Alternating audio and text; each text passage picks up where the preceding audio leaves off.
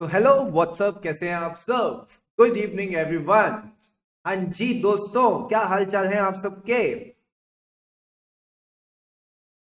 Yes sir, all good. Good evening, good evening, good evening.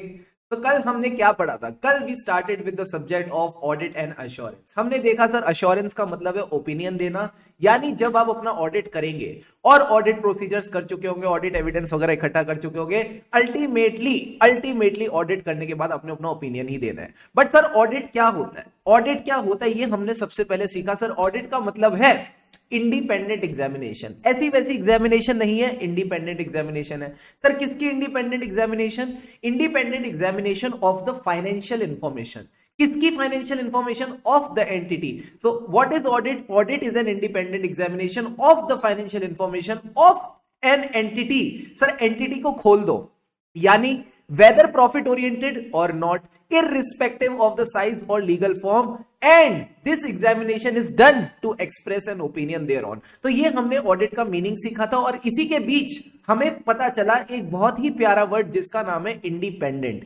Sir independent के बारे में हमने देखा 5 प्रिंसिपल्स होते हैं। What were those 5 principles of independence? Sir ऐसे प्रिंसिपल्स जो कोई भी प्रोफेशनल में होने चाहिए। सर कोई भी प्रोफेशनल, यानी सी फॉर कॉन्फिडेंशियलिटी। जब आप एक ऑडिटर हैं, आपका क्लाइंट आपके साथ इंफॉर्मेशन शेयर करता है, तो यू नीड टू रिस्पेक्ट, आप उसकी रिस्पेक्ट करेंगे कॉन्फिडेंशियलिटी की, जो भी इंफॉर्मेशन वो आपके साथ शेयर करता है। इसी तरह ऑब्जेक्टिविटी, आप अपनी ऑब्जेक्टिविटी को कॉम्प्रोमाइज नहीं करेंगे, आप अपनी प्रोफेशनल जजमेंट को कॉम्प्रोमाइज नहीं करेंगे because of your own biasness, because of your own conflict of interest, या फिर किसी दूसरे के अनड्यू इन्फ्लुएंस में आके आप कभी भी अपनी प्रोफेशनल जजमेंट को कॉम्प्रोमाइज नहीं करेंगे। सर आई फॉर इंटीग्रिटी, ये इंटीग्रिटी वाला बंदा कैसा होता था? सीधा साधा, ठीक है, एकदम सच्चा इंसान और सीधी बात करने वाला।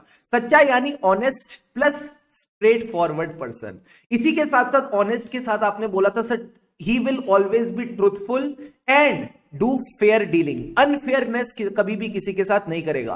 Plus he will never associate with a report, कभी किसी ऐसी रिपोर्ट के साथ एसोसिएट नहीं करेगा जो कि मटीरियली फॉल्स है। एम फॉर मिसलीडिंग है, लोगों को गुमराह करती है, एंड या फिर ओमिट करती है जो इंफॉर्मेशन होनी चाहिए, and that omission makes it misleading. Sir कोई प्रोफेशनल में हमें समझ आ गया कॉन्फिडेंशियलिटी, ऑब्जेक्टिविटी, इंटीग्रिटी। फिर हमने डिस्कस किया professional competence and due care. Sir कौन प्रोफेशनली कॉम्पिटेंट है? जो सिर्फ प्रोफेशनल नॉलेज को अटेन करता है या मेंटेन भी करता है? सर मेंटेन भी करता है। सिर्फ अटेन करने से क्या होगा? जो मार्केट में अमेंडमेंट्स आ रही हैं, जो भी मार्केट में डेवलपमेंट्स हो रही हैं, उसके बारे में भी आपको पता होना चाहिए। साथ ही साथ आप अपना हर काम प्रॉपर डिलीजेंस के साथ करेंगे, चेक करके करेंगे कि कोई भी चीज गलत ना हो, ठीक है सर। एंड प्रोफेशनल बिहेवियर का क्या मतलब है? लॉ और रेगुलेशन से कंप्लाई करो, प्लीज लॉ और रेगुलेशन से कंप्लाई करो, एंड इंश्योर करो आप कोई ऐसी एक्टिविटी नहीं करते which brings discredit to the profession, जो हमारे प्रोफेशन का नाम खराब करे। तो इस तरह से हमारे ये 5 प्रिंसिपल्स डिस्कस करे थे। सर इन प्रिंसिपल्स की बात तो ठीक है, हमारे ऊपर कुछ थ्रेड्स भी हैं, इसी तरह हमारी बॉडी में भी थ्रेड्स होते हैं। उन थ्रेड्स का क्या इलाज है? सर उन थ्रेड्स का इलाज था साफी। क्या हमने साफी करके कुछ कल पढ़ा था? हाँ, सबसे पहले हमने पढ़े self interest thread. Self interest thread का क्या मतलब था? Direct financial interest. आपका क्लाइंट के अंदर डायरेक्ट फाइनेंशियल इंटरेस्ट है, हो सकता है आपने उसके शेयर्स एंड सिक्योरिटीज में इन्वेस्ट कर रखा हो। हाँ सर डेफिनेटली हो सकता है। साथ ही साथ और कैसे फाइनेंशियल इंटरेस्ट हो सकता है? सर क्लाइंट से फीस आने वाली है, इतनी ज्यादा फीस है कि मैं उस पर बहुत ज्यादा डिपेंडेंट हूं, huge dependence on the fees from the client, and इतना डिपेंडेंट हूं कि अब मुझे डर है कि कहीं वो क्लाइंट छूट ना जाए, fear of losing the client. क्या यही एग्जांपल्स हम पढ़ रहे थे? हाँ। और बताओ सर, फीस के केस में एक पॉइंट और था जिसमें एक बच्चे ने डाउट भी पूछा था, सर ये कंटिंजेंट फीस का क्या मतलब है? जैसे कंटिंजेंट लायबिलिटी वैसी कंटिंजेंट फीस। कंटिंजेंट लायबिलिटी यानी गारंटी के साथ नहीं कह सकते ये हमारी ऑब्लिगेशन बनेगी या नहीं। ऐसी फीस के लिए गारंटी के साथ कह नहीं सकते कि क्लाइंट हमको कितनी फीस देगा, ठीक है सर।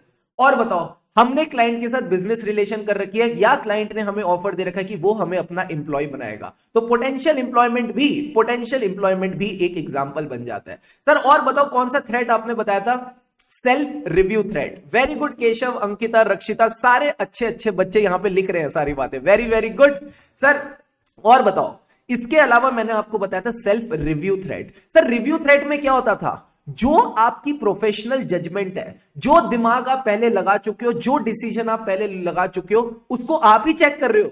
यानी सर ये तो वही बात हो गई, ऑडिट का पेपर लिखा भी हमने, चेक भी हमने किया, तो क्या हम ऑब्जेक्टिवली काम कर पाएंगे? The answer is no. Example के तौर पे प्रोफेशनल जजमेंट में इन्होंने कहा आप ही जो है, आपकी ऑडिट टीम ही है, उसी में कोई पर्सन कंपनी का ऑफिसर या डायरेक्टर रह चुका है, या फिर उसी ने सब्जेक्ट मैटर ऑफ एंगेजमेंट बनाया है। ये सब्जेक्ट मैटर ऑफ एंगेजमेंट क्या है? फाइनेंशियल स्टेटमेंट्स, इंटरनल कंट्रोल, यानी जो चीजें आपने, जिन चीजों पे आपने अपना ओपिनियन देना है, अगर आप ही ने वो चीजें बना रखी हैं, आप ही ने वो चीजें बना रखी है, तो मेरे दोस्त उसमें से आप गलतियां कैसे निकालेंगे? ठीक है, बड़ा मुश्किल काम है। एडवोकेसी थ्रेड, इसका क्या मतलब था? Promoting the client's interest. Again बोलो ना मेरे साथ, एडवोकेसी थ्रेड का मतलब क्या था sir? Promoting the client's interest इस कदर to a point that the objectivity of the auditor is compromised. Example के तौर पे acting as an advocate for the client, या फिर dealing in the shares and securities of the client. बस ये 2 point आपने इसमें ध्यान में रख के चलने हैं। फिर हमने डिस्कस किया familiarity thread. Sir familiarity thread नाम से ही पता चलता है, अब आप क्लाइंट को लेके, अब आप अपने क्लाइंट को लेके ना थोड़ी यू कैन से सहानुभूति दिखा रहे हो, अब आप उसको लेके थोड़े से इमोशनल हो गए हो। So if the client is affecting you emotionally, कहीं ना कहीं फैमिलियरिटी थ्रेड आ गया। फैमिलियरिटी थ्रेड की अगर मैं एग्जांपल्स की बात करूं, आपका कोई क्लोज फैमिली मेंबर क्लाइंट का डायरेक्टर या ऑफिसर है। अब फैमिली मेंबर नहीं, आपकी इंगेजमेंट टीम का पार्टनर क्लाइंट का डायरेक्टर एंड ऑफिसर है। ये तो 2 पॉइंट हो गए। सर तीसरा पॉइंट बताओ, आपने क्लाइंट के साथ इतनी लॉन्ग एसोसिएशन बना ली है कि अब आपको उससे फैमिली वाली फीलिंग आती है। एंड लास्ट पॉइंट इज, जैसे फैमिली वाले गिफ्ट्स देते हैं, वैसी क्लाइंट भी आजकल आपको गिफ्ट्स और हॉस्पिटैलिटी देता है। तो यही 4 बातें आपने ध्यान में रखनी है। आपका फैमिली मेंबर क्लाइंट का डायरेक्टर ऑफिसर, आपका पार्टनर क्लाइंट का डायरेक्टर ऑफिसर। थर्ड केस, ना तो फैमिली मेंबर ना पार्टनर, बट इतनी लॉन्ग एसोसिएशन हो गई है कि कहीं ना कहीं अब वो हमारे फैमिली मेंबर जैसे ही हो गए हैं। एंड क्योंकि इतनी फैमिली हमने कर ली, तो गिफ्ट्स भी आएंगे, हॉस्पिटैलिटी भी आएगी। सर हॉस्पिटैलिटी यानी खातिरदारी। And last point was intimidation threat. Intimidation threat यानी सामने वाले पर्सन को डराना, धमकाना। सर डराने को इंग्लिश में क्या कहते हैं? Debtor the auditor. अगर ऑडिटर को रोका जा रहा है फ्रॉम एक्टिंग ऑब्जेक्टिवली, उसको इंटिमिडेशन थ्रेट का नाम देते हैं।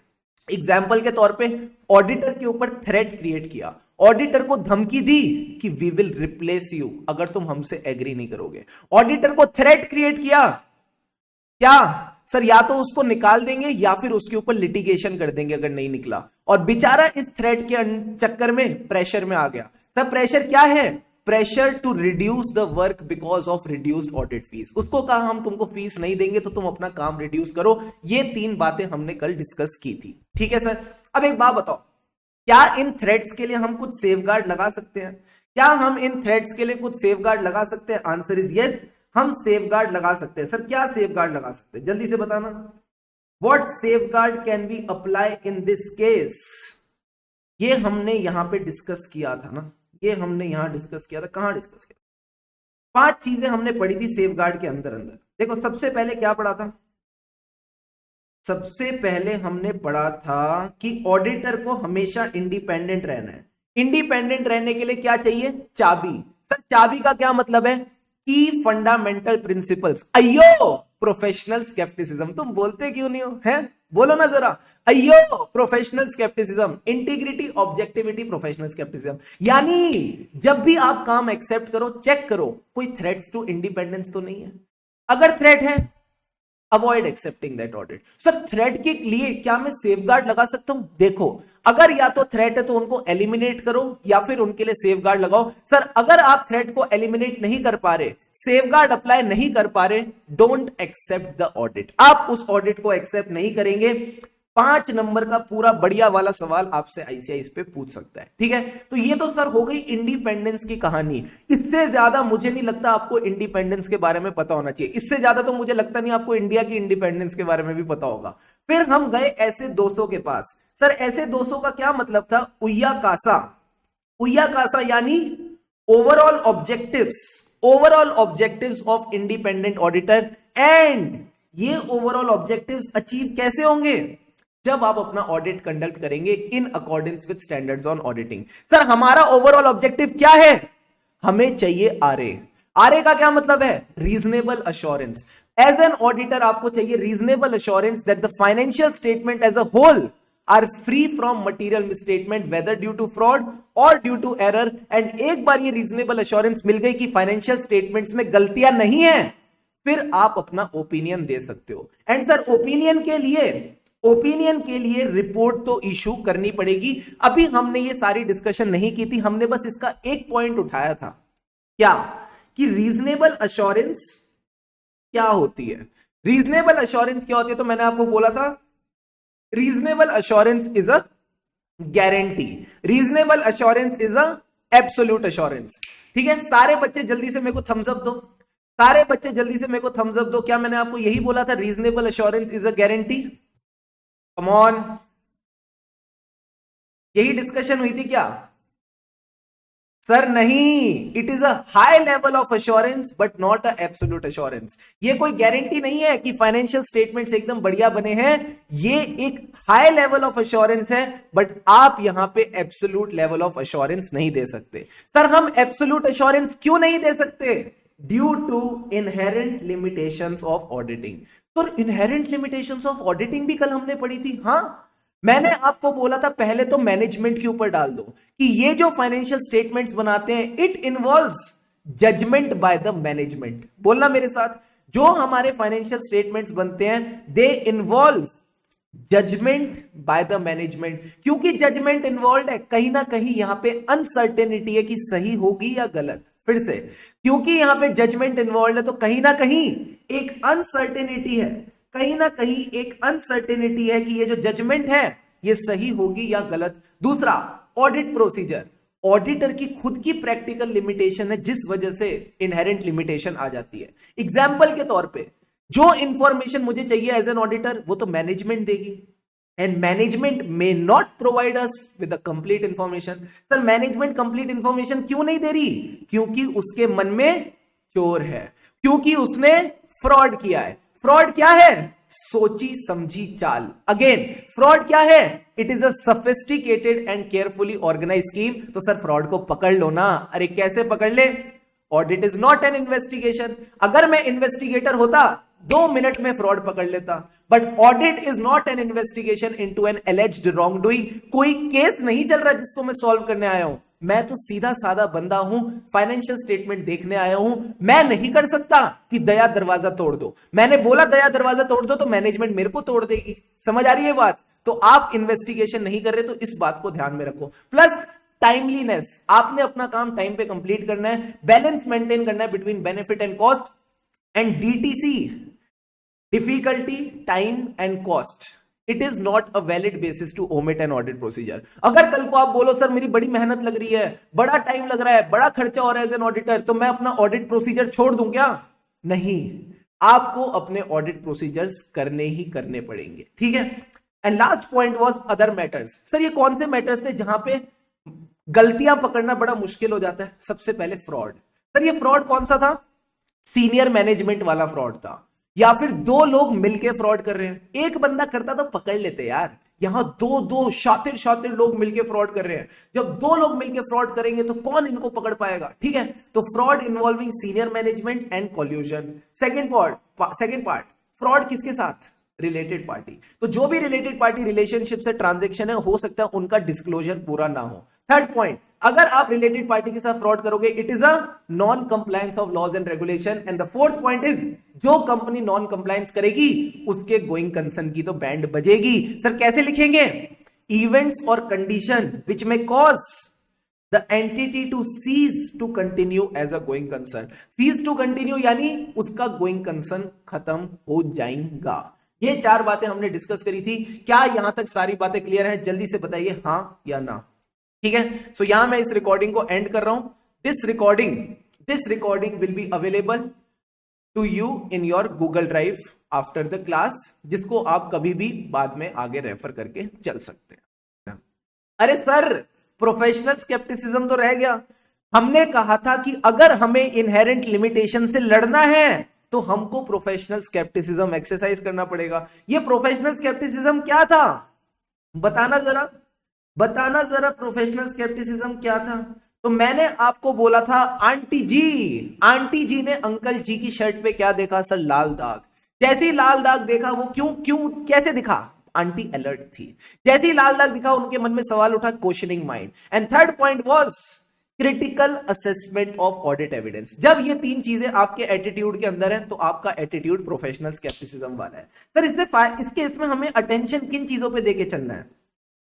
अगर आपसे कल को कोई पूछ ले अलर्ट का मतलब क्या है, किन चीजों को लेके आपने अलर्ट रहना है, तो आप बोलोगे 4 चीजों को लेके अलर्ट रहना है। सबसे पहले कॉन्ट्राडिक्टिंग ऑडिट एविडेंस। जहां कॉन्ट्राडिक्टिंग ऑडिट एविडेंस होगा, मुझे कहीं ना कहीं डाउट होगा। क्या होगा, डाउट होगा over the reliability of the documents. बिल्कुल सही बात है सर, बिल्कुल सही बात है। किसकी खुशबू आएगी, फ्रॉड की खुशबू आएगी। एंड जहां जहां फ्रॉड की खुशबू आएगी, काम कम होगा या काम बढ़ेगा, सर काम बढ़ेगा। आपको अगर अब इस डाउट को रिजॉल्व करना है, अगर आपको ये चेक करना है फ्रॉड है या नहीं, you need to perform additional audit procedures. You need to perform additional audit procedure. ये 4 बातें हमने डिस्कस की थी। साथ ही साथ इस एक्स्ट्रा मेहनत से you are reducing the risk of heart attack. Sir जब हार्ट अटैक आएगा ऑडिटर को तो क्या आवाज आती है, उई। सर उई का क्या मतलब था, ऐसी कैसी बातें करते हो सर आप हमसे। अब तुम, मैं क्या करूं, तुमको याद ही नहीं रहेगा, वरना फिर तुम बोलोगे सर बड़ी सॉरी थ्योरी थी, कुछ याद ही नहीं आ रहा। Over looking unusual circumstances. अब आप अनयूजुअल सर्कमस्टेंसेस को नजरअंदाज नहीं करेंगे। Over generalising when drawing the conclusions. And last point was inappropriate assumptions. Inappropriate assumptions in determining the nature, timing and extent of audit procedure. यानी जिन प्रोसीजर्स के through मैं audit evidence इकट्ठा करता हूं, उन प्रोसीजर्स को डिटरमाइन करने के लिए हो सकता है ना कि मैं गलत अजम्पशन बना लेता, मैं कम एविडेंस इकट्ठा करता, क्योंकि अब मुझे फ्रॉड की खुशबू आ गई है, तो कहीं ना कहीं मैं अपनी nature, timing and extent of audit procedures को बढ़ा दूंगा। क्लियर है, ऑल गुड, ठीक है। तो ये हमने बात करी थी प्रोफेशनल स्केप्टिसिज्म की। और इसके बाद मैंने फिर आपको बोला था कि सपोज अगर फ्रॉडलेंट माहौल है, अगर मान लो फ्रॉडलेंट माहौल है, कहां कहां डिस्कशन की थी प्रोफेशनल स्केप्टिसिज्म की, यहीं पे की थी। अगर कल को फ्रॉडलेंट माहौल है और आपके पास इकलौता एक एविडेंस है एंड उस एविडेंस में भी फ्रॉड की खुशबू आ रही है, तो फिर आप उसको कंसीडर नहीं करोगे और आप कुछ और ऑल्टरनेट ऑडिट प्रोसीजर्स करने की कोशिश करोगे। सर अगर हमको लगता है डॉक्यूमेंट जेन्युइन है तो उसको आप एक्सेप्ट कर लो, हर डॉक्यूमेंट पे शक करने की जरूरत नहीं है। अगर आपको लगता है पिछली बार टीसीडब्ल्यूजी और मैनेजमेंट जेन्युइन थे तो भाई उनको जेन्युइन ही मानो। बट सर क्या इसका यह मतलब है कि हम प्रोफेशनल स्केप्टिसिज्म एक्सरसाइज नहीं करेंगे? The answer is no. Professional scepticism तो आपने एक्सरसाइज करना ही करना है, ये आपका हक है, ये आपकी जरूरत है। समझ आई बात? Yes sir. अब सर टीसीडब्ल्यूजी कौन है? TCWG is basically the board of directors और you can say the key managerial person of the entity. इनको हमने 2 काम दिए थे, टीसीडब्ल्यूजी को हमने 2 काम दिए थे सर। पहला काम था ओवरसाइट, ऊपर बैठ के चेक करो क्या एंटिटी सही डायरेक्शन में आगे बढ़ रही है कि नहीं। Oversight of the strategic direction of the entity. जल्दी से मेरे साथ बोलो, ओवरसाइट किसकी? बोलो ना क्यूट क्यूट बच्चों, oversight of the strategic direction of the entity. And कल को एंटिटी ने कोई गड़बड़ करी, किसका गला पकड़ेंगे? टीसीडब्ल्यूजी का गला पकड़ेंगे। यानी these people are accountable, these people are accountable for the actions of the entity। क्या ये दोनों बातें समझ में आई? पहला काम क्या है?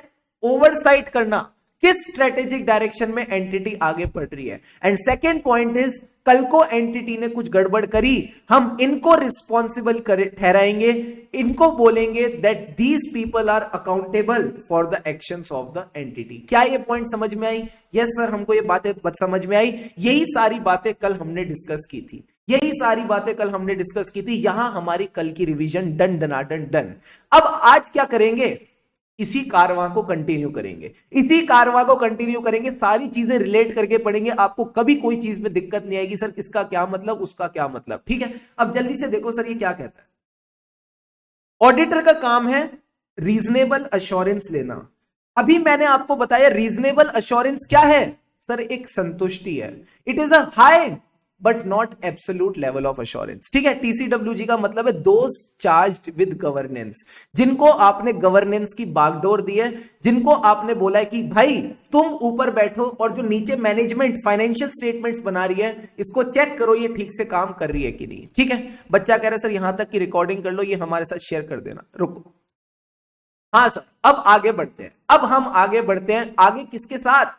रीजनेबल अश्योरेंस के साथ। It is a high assurance but not an absolute assurance. Sir ये रीजनेबल अश्योरेंस मिलेगी तो मिलेगी कैसे? क्या आपके मन में ये उत्सुकता है? हाँ हाँ, ऑडिटर को ये संतुष्टि मिलती कैसे है? सर इसके लिए ऑडिटर को चाहिए सफिशिएंट एंड एप्रोप्रिएट एविडेंस। देखो क्या कह रहा है, टू ऑब्टेन रीजनेबल अश्योरेंस। आपको सबने सुना होगा कि रीजनेबल अश्योरेंस क्या होती है? It is a high but absolute assurance. अरे बट मिलती कैसे है? मुझे एक बात बताओ, तुमको भूख लगती है? हाँ सर हमको भूख लगती है। जब आपको भूख लगती है तो आपको संतुष्टि कैसे मिलती है?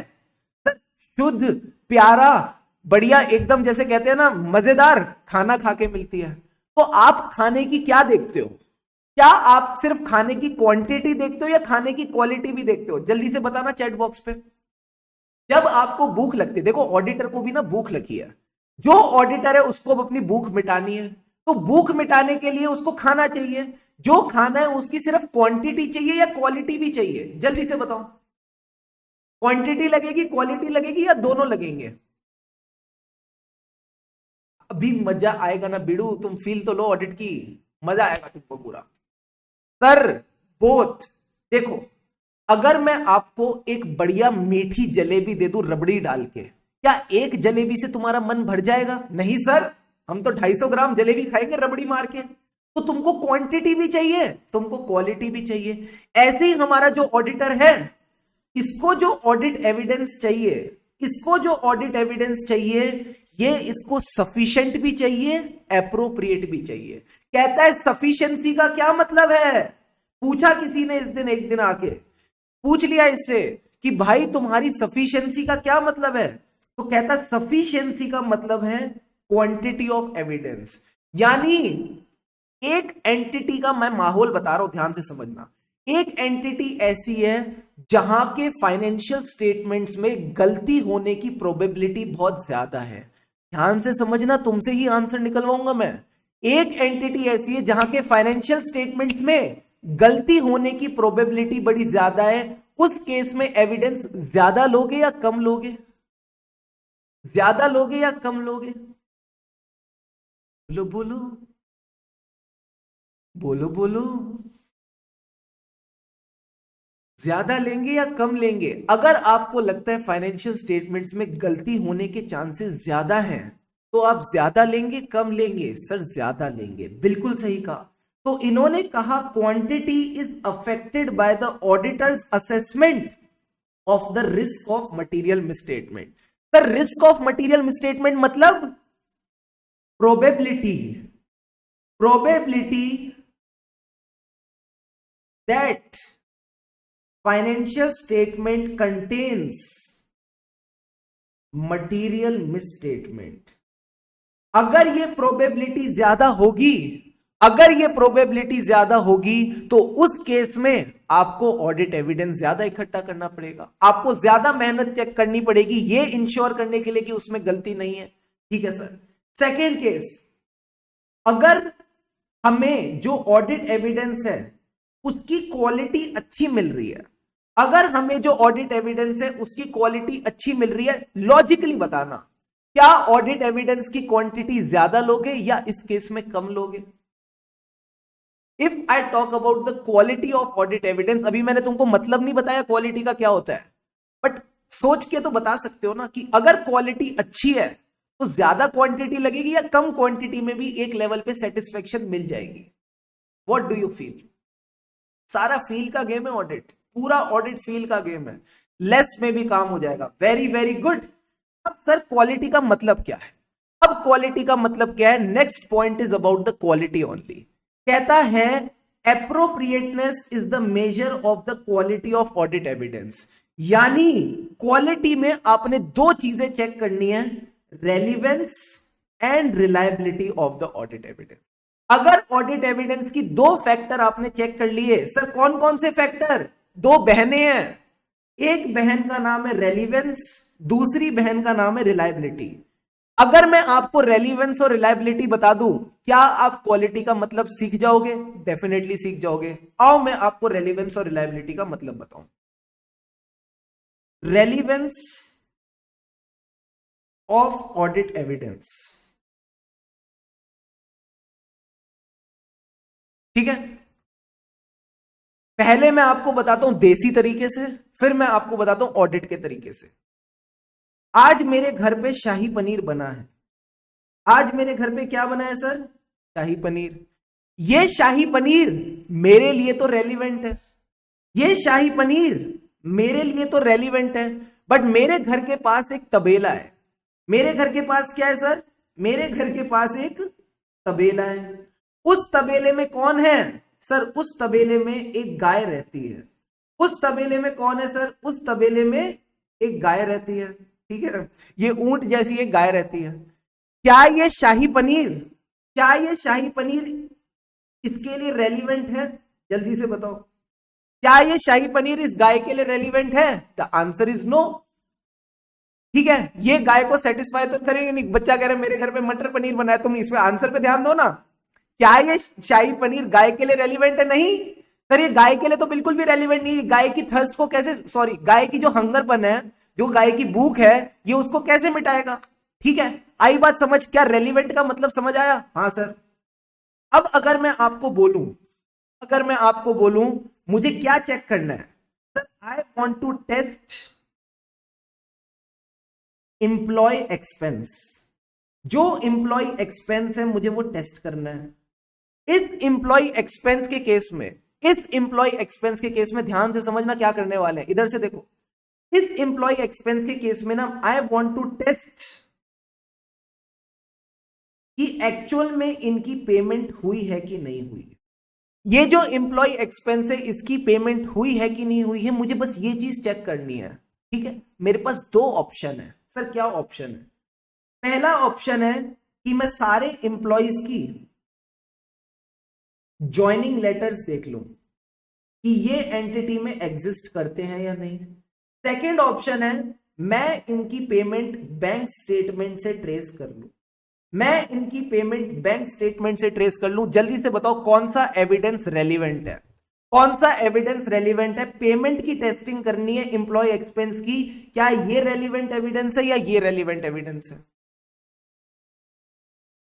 कम ऑन, दो तीन एग्जांपल दूंगा, पूरी बात दिमाग में बैठ जाएगी। जल्दी से बताओ कौन सा एविडेंस रेलिवेंट है?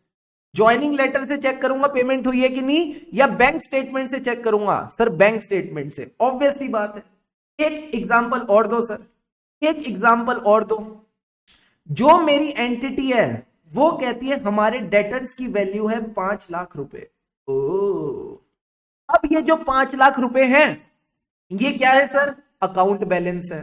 मैंने कल आपको बताया था जितने भी अकाउंट बैलेंस होते हैं, जो भी बैलेंस शीट के आइटम्स होते हैं, बेसिकली इनकी 4 अजर्शंस होती हैं। सर क्या 4 अजर्शंस होती हैं? ERCV, existence, rights and obligations,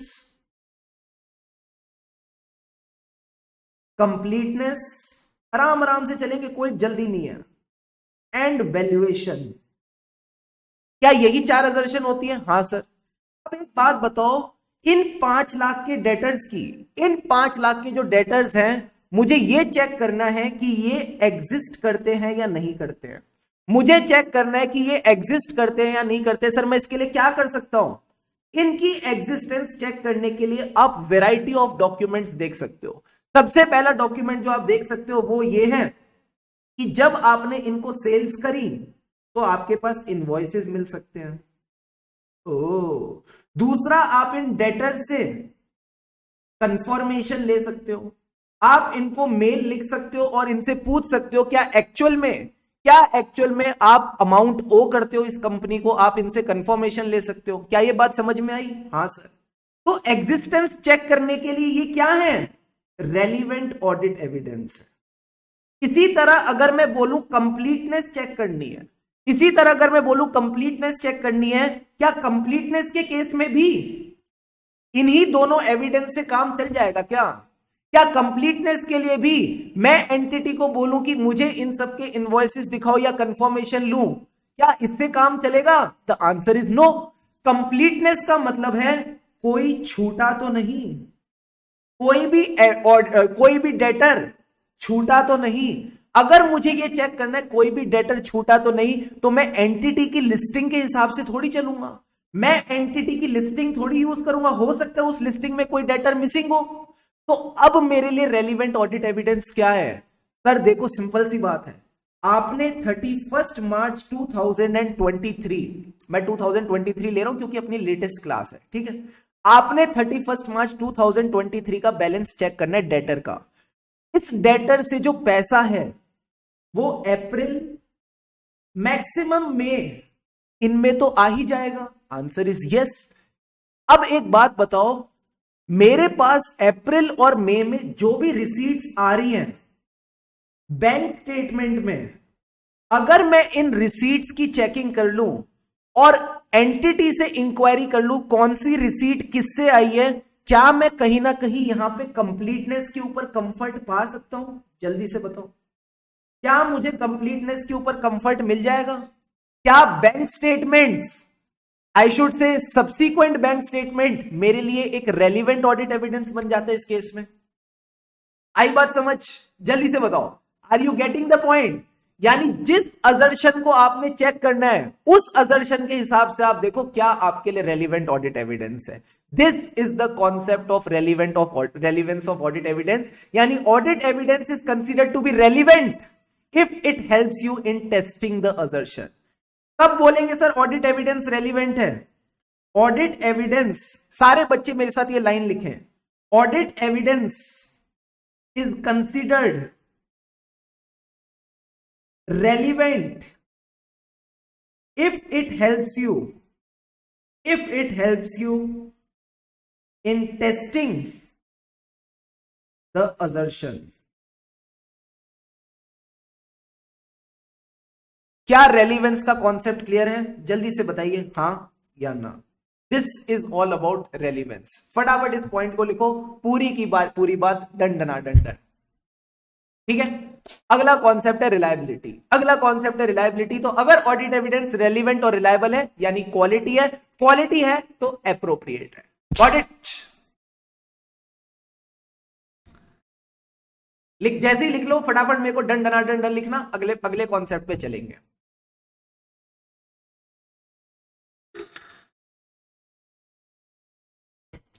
awesome, party. चलो सर अब चलते हैं नेक्स्ट कॉन्सेप्ट पे। Next concept discusses about reliability. Sir reliability का क्या मतलब है? रिलायबिलिटी का मतलब है can I trust the audit evidence? क्या मैं ऑडिट एविडेंस को ट्रस्ट कर सकता हूं या नहीं? ट्रस्ट का मतलब क्या है सर? क्या मैं ऑडिट एविडेंस के ऊपर विश्वास कर सकता हूं? क्या ये ऑडिट एविडेंस फेक एविडेंस तो नहीं है? तो इसके बारे में अगर मैं आपको बताऊं तो ऐसे 500 में कई सारी बातें लिखी हुई हैं। ऐसे 500 में कई सारी बातें लिखी है। सर ऐसे 500 में क्या लिखा है? ऐसे 500 कहता है, अभी ऐसे 500 क्या है वो तुमको जानने की जरूरत नहीं है, बट एक ऐसे है, बड़ा क्यूट सा ऐसे है, एक जगह है, मैं मिलवाऊंगा तुमको थोड़े दिनों बाद। अभी ध्यान से समझना, ये कहता है जो ऑडिट एविडेंस एंटिटी के बाहर से आता है, जो ऑडिट एविडेंस आता कहां से है, एक्सटर्नल सोर्सेस से आता है, that is considered to be more you can say reliable. जैसे कि मैंने डेटर्स के केस में कहा, डेटर्स के केस में अगर मैं एंटिटी का सेल्स इनवॉइस देखता हूं ऑप्शन नंबर 1, या फिर मैं डेटर से खुद ही पूछ लेता हूं कि भाई एंटिटी कह रही है उसको तुमसे पैसे लेने हैं, तुम बताओ क्या तुमको एंटिटी को पैसे देने हैं, दोनों में से कौन सा ज्यादा रिलायबल है? सर डेटर से डायरेक्टली पूछना ज्यादा रिलायबल है। तो यही पॉइंट इन्होंने कहा, एक्सटर्नल सोर्सेज आर ज्यादा रिलायबल। सर क्या इंटरनल सोर्सेज रिलायबल नहीं होते? क्या इंटरनल सोर्सेज रिलायबल नहीं होते? ऐसा नहीं है। अगर एंटिटी की जो प्रोसेसेस है, जो एंटिटी के इंटरनल कंट्रोल्स है, इंटरनल कंट्रोल क्या होता है? प्रोसेस होता है।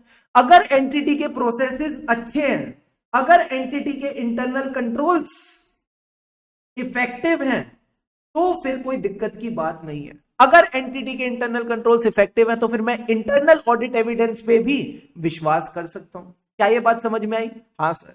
इसके साथ ये कहता है कि जो ओरिजिनल डॉक्यूमेंट्स होते हैं ना, जो ओरिजिनल डॉक्यूमेंट से भी पहले जो डॉक्यूमेंट्री फॉर्म में ऑडिट एविडेंस होता है, rather than computerised, because computer में तो बड़े गफले होने के चांसेस हैं। जो कंप्यूटराइज्ड एविडेंस होते हैं, जो डिजिटाइज्ड एविडेंस होते हैं, उनमें तो छेड़खानी करो पता भी नहीं चलेगा। बट जो हमारे डॉक्यूमेंट्री हैं उनको ज्यादा रिलायबल मानते हैं। सर डॉक्यूमेंट्री में भी जो ओरिजिनल डॉक्यूमेंट्स है, जो ओरिजिनल डॉक्यूमेंट्स है, they are considered to be more reliable audit evidence. क्या आपको रिलायबिलिटी का मतलब अब समझ आ रहा है? हाँ सर हमको अब रिलायबिलिटी का मतलब समझ आ रहा है। सबसे पहले तो एक्सटर्नल एविडेंस जो होते हैं वो ज्यादा रिलायबल है, इंटरनल वाले भी होंगे अगर इंटरनल कंट्रोल्स ठीक है। एंड साथ ही साथ आप बोलो कि documentary are considered to be more reliable than the digitised और यू कैन से ईमेल वाले evidence. And last point is original evidence are considered to be more reliable than the photocopies, than the facsimiles. यानी जो भी आप कह सकते हो audit evidence वो है ना, कॉपी है, उसको आप ज्यादा रिलायबल नहीं मानते, ओरिजिनल को ज्यादा रिलायबल मानते हो। ठीक है, so this is all about the reliability of audit evidence. फटाफट अपने नोट्स पे आ जाओ, कुछ भी ज्यादा सोचने की जरूरत नहीं है, अभी हम सिर्फ चीजों को समझ के चल रहे हैं। अगर चीजों को समझ लेंगे याद अपने आप हो जाएंगी। कल को मैं सुबह तुमको उठा के पूछूंगा ना रेलिवेंस का मतलब बताओ, सर आपने हमको बताया था जिस एविडेंस से मेरी असर्शन सेटिस्फाई हो जाए वो रेलिवेंट एविडेंस है। ठीक है, तो यही पॉइंट आपने ध्यान में रखने हैं। एप्रोप्रिएटनेस मतलब क्वालिटी, क्वालिटी मतलब दो बहनें, रेलिवेंस और रिलायबिलिटी। फिर से रेलिवेंस और reliability of the audit evidence in supporting the conclusions on which the auditors opinion is based. क्या अब आपको रीजनेबल एश्योरेंस का मतलब समझ आ गया? द रीजनेबल एश्योरेंस क्या है? It is a high but not an absolute level of assurance. But ये रीजनेबल एश्योरेंस मिलेगी कैसे? Through sufficient and appropriate evidence, through sufficient and appropriate evidence. और सर एक बात और बताओ, एविडेंस को इकट्ठा करने को अंग्रेजी में क्या बोलते हैं? और ऑडिट एविडेंस को इकट्ठा करने की प्रक्रिया को इंग्लिश में क्या बोलते हैं? Sir you get this audit evidence through audit procedures. जब आप अपने ऑडिट प्रोसीजर्स करेंगे तो आपको ऑडिट एविडेंस मिलेगा, तो आपको ऑडिट एविडेंस मिलेगा। आई होप प्रॉपर अंडरस्टैंडिंग बन रही है, धीरे धीरे धीरे, आराम आराम आराम से। ठीक है, got this points? Yes sir. वापस आ जाओ, वापस आ जाओ, वापस आ जाओ। अभी तो सर ऐसे 200 की पार्टी शुरू हुई है, अभी तो ऐसे 200 की पार्टी शुरू हुई है, अभी और खेलेंगे, मजा आएगा, लुफ्त उठाएंगे पूरा ऐसे 200 का। क्या सीखा अभी हमने? सिर्फ और सिर्फ रीजनेबल एश्योरेंस। मैंने आपको कुछ सिखाया ही नहीं अभी तक, अभी तो हमने कुछ पढ़ा ही नहीं। 2 क्लासेस होने जाएंगी, मैं बोलूंगा हमने कुछ पढ़ा नहीं और तुम भी बोलोगे कुछ पढ़ा नहीं सर, अभी तो तुम समझ ही रहे हैं, सीख ही रहे हैं। ठीक है, रीजनेबल एश्योरेंस ये अब हमको अच्छे से समझ आ गया। अब सर रीजनेबल एश्योरेंस किस चीज को लेके चाहिए? रीजनेबल एश्योरेंस इस चीज को लेके चाहिए कि जो हमारे फाइनेंशियल स्टेटमेंट्स हैं ये फ्री हैं, ये मुक्त हैं। सर किससे मुक्त हैं? Material misstatement. This is the second thing that we are going to understand. अब सर ये मिसस्टेटमेंट कौन है और ये मटीरियल मिसस्टेटमेंट कौन है? अगर मैं आपको बोलूं मिसस्टेटमेंट का क्या मतलब, ध्यान से समझना। मिसस्टेटमेंट का मतलब है, ये कोई मिस नहीं है जिसने स्टेटमेंट करी है, ठीक है, कोई लड़की की स्टेटमेंट की बात नहीं हो रही। मिसस्टेटमेंट का मतलब है गलती से, mistake. This is just like saying mistake. Sir mistake किसके अंदर है? Mistake in the financial statement. अब एक बात बताओ, इधर देखो, इधर देखो। जब तुम्हारे पेपर चेक होते हैं, बचपन में कितने सारे टेस्ट दिए? हाँ सर टेस्ट दिए। अगर टीचर गलती निकालती है तो गलती निकालने का मतलब क्या होता है? क्या आपने कभी सोचा है? तुमने क्या कभी होता है ये क्यों? सर क्या मतलब? अगर टीचर ने गलती निकाली तो वो गलती क्यों निकाली? सर गलती इसलिए निकाली क्योंकि हमने अपना answer as per the study material नहीं लिखा, हमने अपना answer as per the textbook नहीं लिखा। तो सर ऑडिटर कब गलती निकालेगा? जब मैनेजमेंट अपने financial statements as per accounting standards नहीं बनाएगा, एज पर शेड्यूल 3 नहीं बनाएगा। क्या फील आ रही है? क्या फील आ रही है? मिसस्टेटमेंट का क्या मतलब होगा? अगर टीचर गलती निकालती है, क्यों निकालती है? Because your answer was not as per the study book जो आपने रेफर की थी, it was not as per the textbook NCERT जो आपको दी गई थी। गेम क्या है सर? गेम है यहां पे misstatement in the financial statement. अगर मैं बोलता हूं फाइनेंशियल स्टेटमेंट में गलती है, तो गलती का क्या मतलब है? गलती का मतलब है जैसे फाइनेंशियल स्टेटमेंट बनने चाहिए थे वैसे नहीं बने। इसका क्या मतलब है sir? There is a difference. समझ रहे हो? कहीं ना कहीं यहां पे डिफरेंस है। सर डिफरेंस किस चीज में है? देखो हमारे फाइनेंशियल स्टेटमेंट में ना कई सारी चीजें होती हैं। एग्जाम्पल के तौर पे देयर आर डिफरेंट अमाउंट्स। कई बार चीजों को क्लासिफाई करना पड़ता है, जैसे कि रेवेन्यू एक्सपेंडिचर में डालें, कैपिटल एक्सपेंडिचर में डालें। बिल्कुल सही है सर। क्लासिफिकेशन भी होती है, क्लासिफिकेशन। इसी तरह हमारे फाइनेंशियल स्टेटमेंट्स में कई चीजों को प्रेजेंट किया जाता है। सर कैसे प्रेजेंट किया जाता है? As a contingent liability, as a liability, as a provision. ठीक है, तो अमाउंट्स होती है, क्लासिफिकेशन होती है, प्रेजेंटेशन होते हैं, और नोट्स टू अकाउंट्स होते हैं। नोट्स टू अकाउंट्स को क्या बोलते हैं? डिस्क्लोजर्स। ओ, अब मैं ना ये चारों वर्ड बार बार नहीं बोलना चाहता, मेरे को अच्छा नहीं लगेगा ये चारों वर्ड में बार बार बोलता रहूं। क्या मैं इन चारों का नाम एसीपीडी रख दूं? क्या चलेगा? जल्दी से बताओ, क्या इन चारों का नाम आज से हम एसीपीडी रख दें?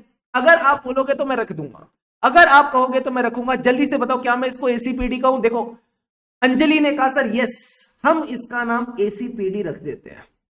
ठीक है, so if there is a difference in the ACPD which has been reported in the financial statements, जो आपने फाइनेंशियल स्टेटमेंट में रिपोर्ट की है, and which was required to be reported, जो रिपोर्ट होनी चाहिए थी as per the applicable financial reporting framework।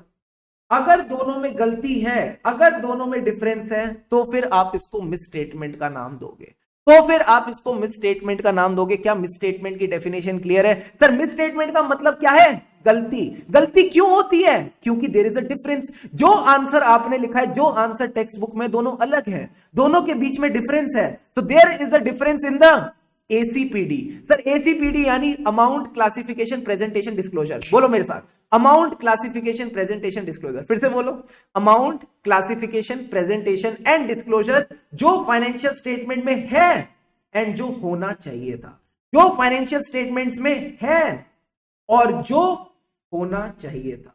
अगर दोनों के बीच में डिफरेंस है, अगर दोनों के बीच में डिफरेंस है, तो फिर हम इसको मिसस्टेटमेंट का नाम देते हैं। बट सर क्या हमको एज एन ऑडिटर मिसस्टेटमेंट से फर्क पड़ता है या मटेरियल मिसस्टेटमेंट से? Material misstatement. हमको छोटी मोटी गलतियों से फर्क नहीं पड़ता, हमको फर्क पड़ता है उन गलतियों से, हमको फर्क पड़ता है उन गलतियों से जो मटेरियल है। सर मटेरियल का क्या मतलब है? AS 1 पे जाओ, जो आप अकाउंटिंग स्टैंडर्ड 1 पढ़ते हो वो आपको मटेरियलिटी की डेफिनेशन देता है। सर मटेरियल कौन है? Which can influence, which can influence. Sir किसको इन्फ्लुएंस कर सकता है? The economic decisions, the economic decisions of N informed user.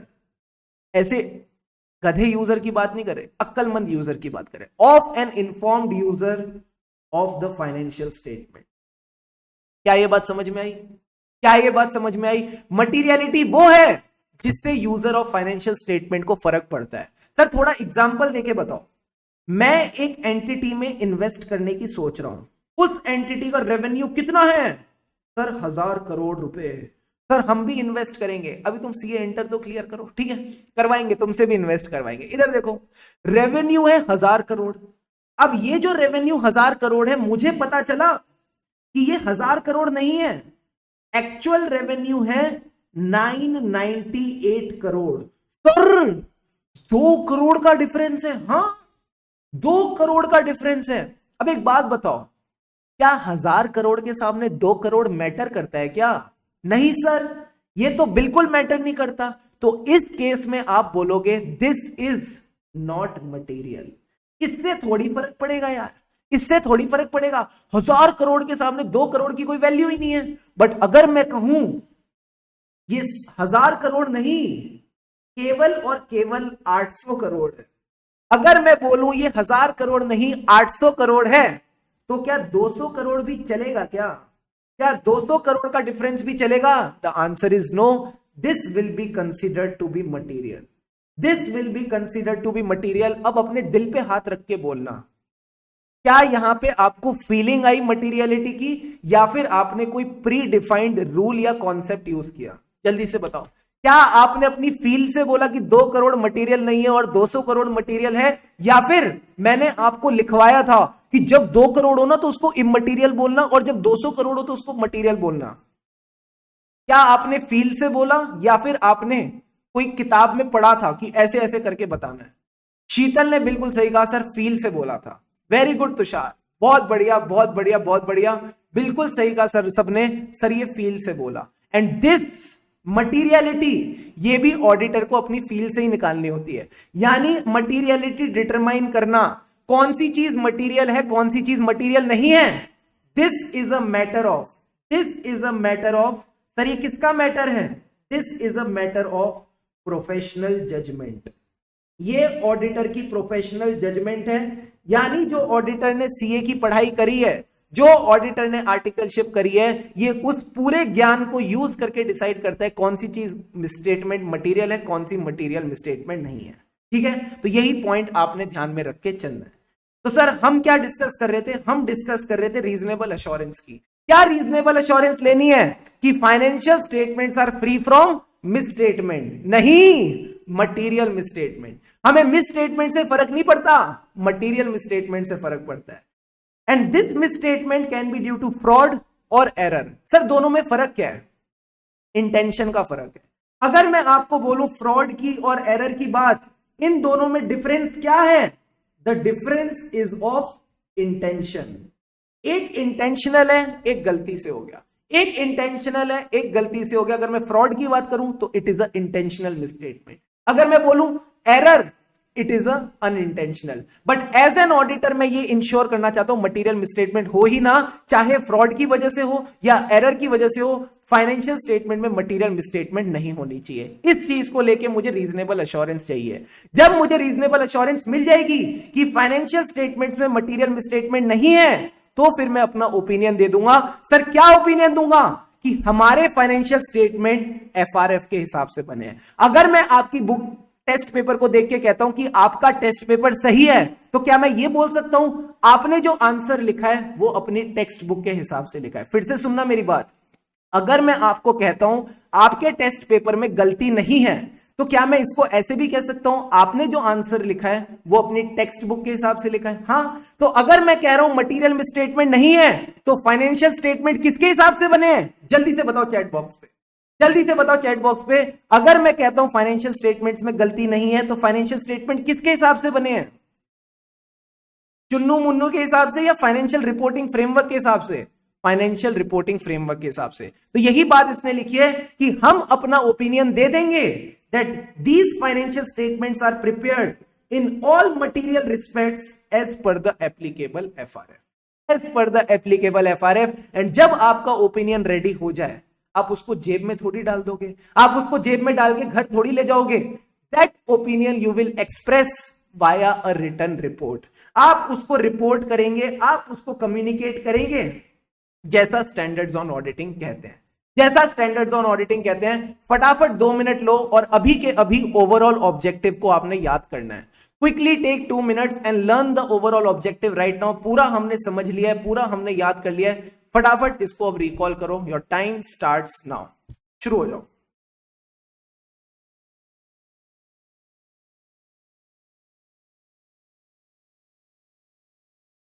इतना पार्ट आपने अभी कवर करना है, जल्दी से याद करो इसको अभी।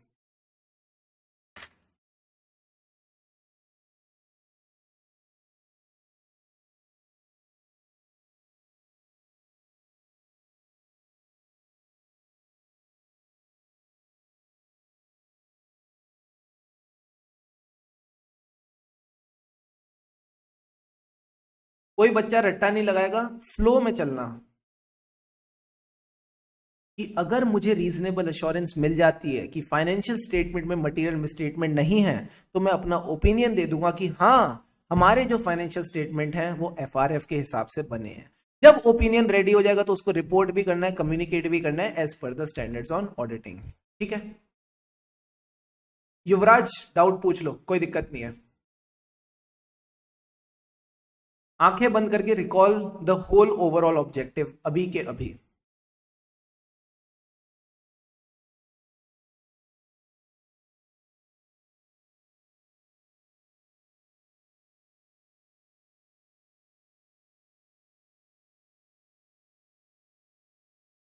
Very good Anjali, very good Shivam, बहुत बढ़िया दोस्तों।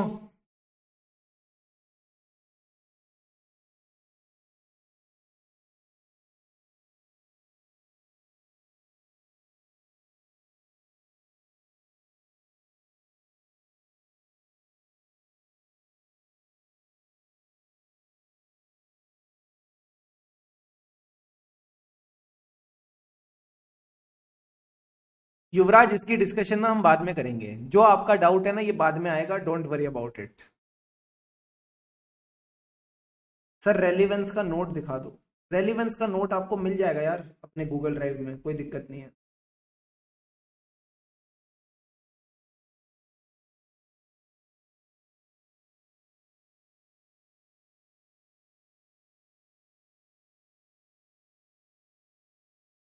शाबाश शाबाश शाबाश शाबाश शाबाश। अब सच्ची सच्ची बताना, सच्ची सच्ची बताना, क्या हमने इनमें से कोई भी चीज लिखी? नहीं सर, कुछ नहीं लिखा। बट क्या हमने इनको इंटरकनेक्ट किया? हाँ, इंटरकनेक्ट किया।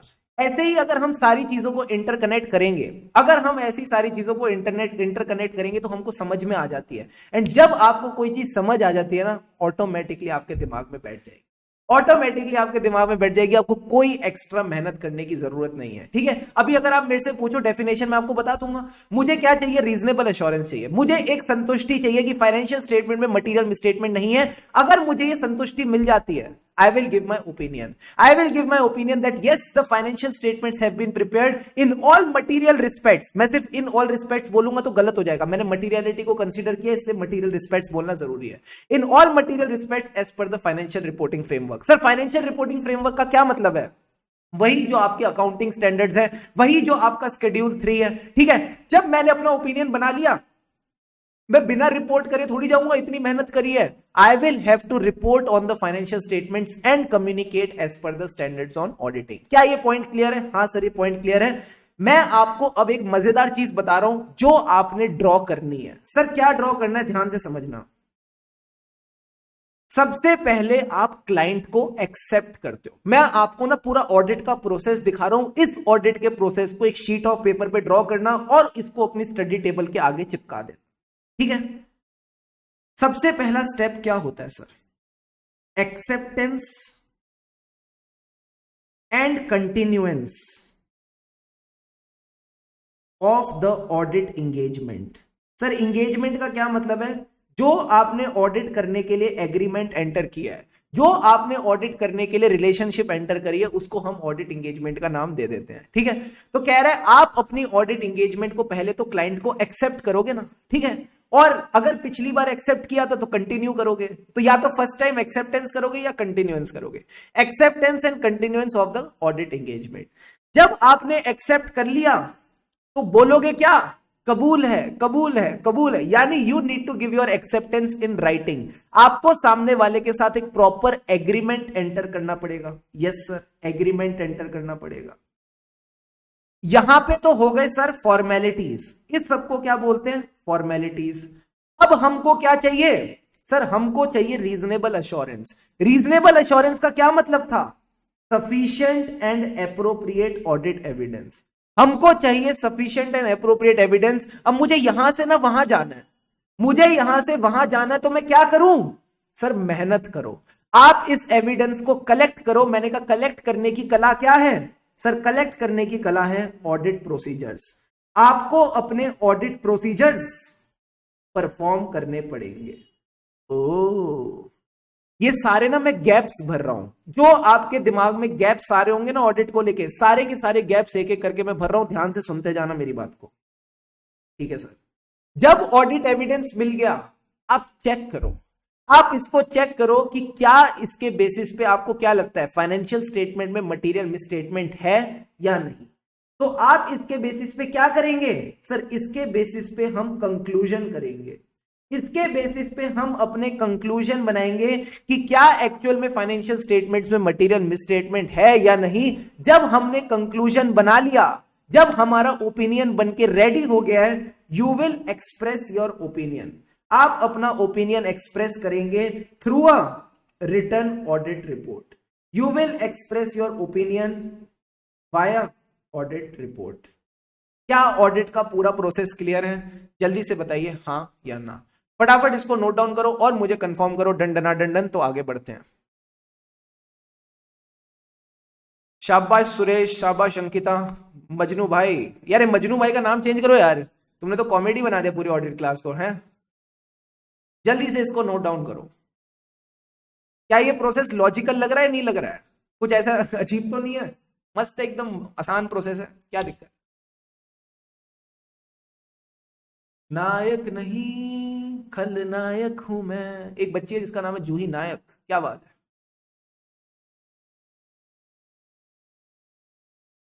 शाबाश, ठीक है। तो I hope this process is clear to all of you.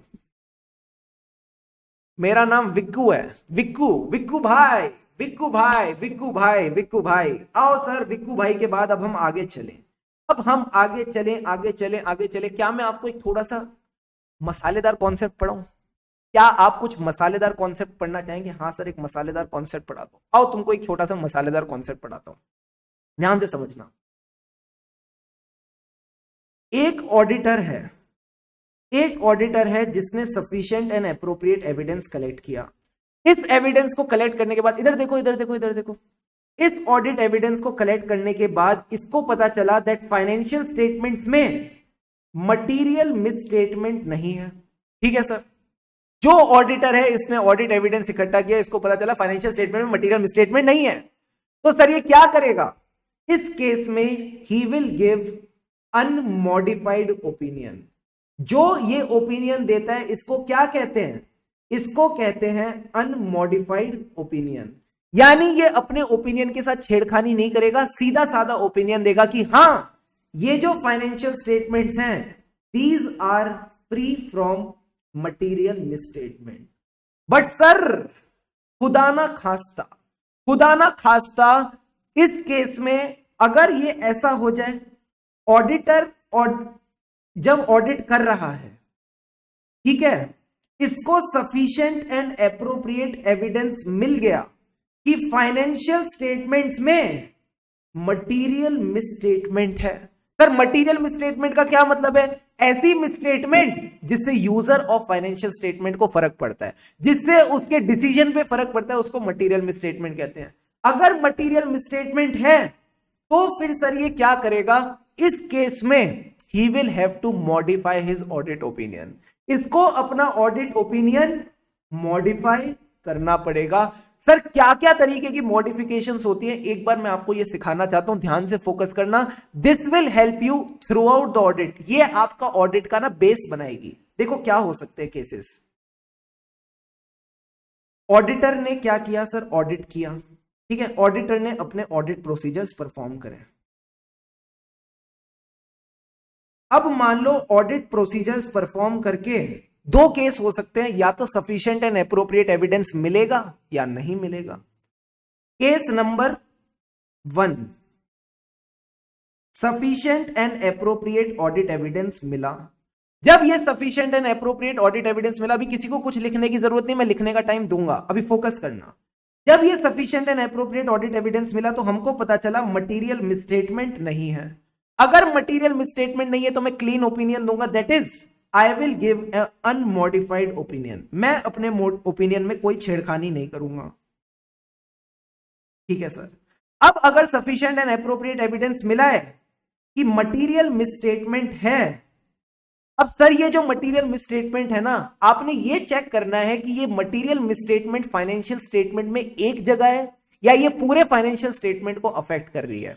Example के तौर पे मैं आपको बताता हूं, दो केसेस हैं, ठीक है, ध्यान से समझना। दो केसेस हैं, case number 1, case number 2।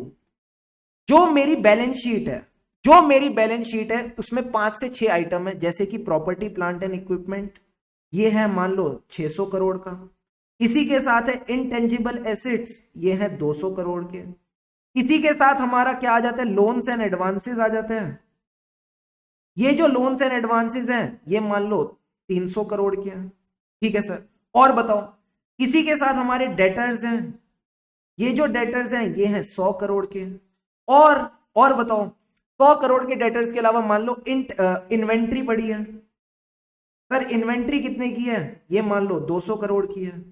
Cash पड़ा है, कैश एंड कैश इक्विवेलेंट्स जो बैंक बैलेंसेस होते हैं, ये आपके पास कितने के हैं, ये मान लो ये भी 300 करोड़ के हैं।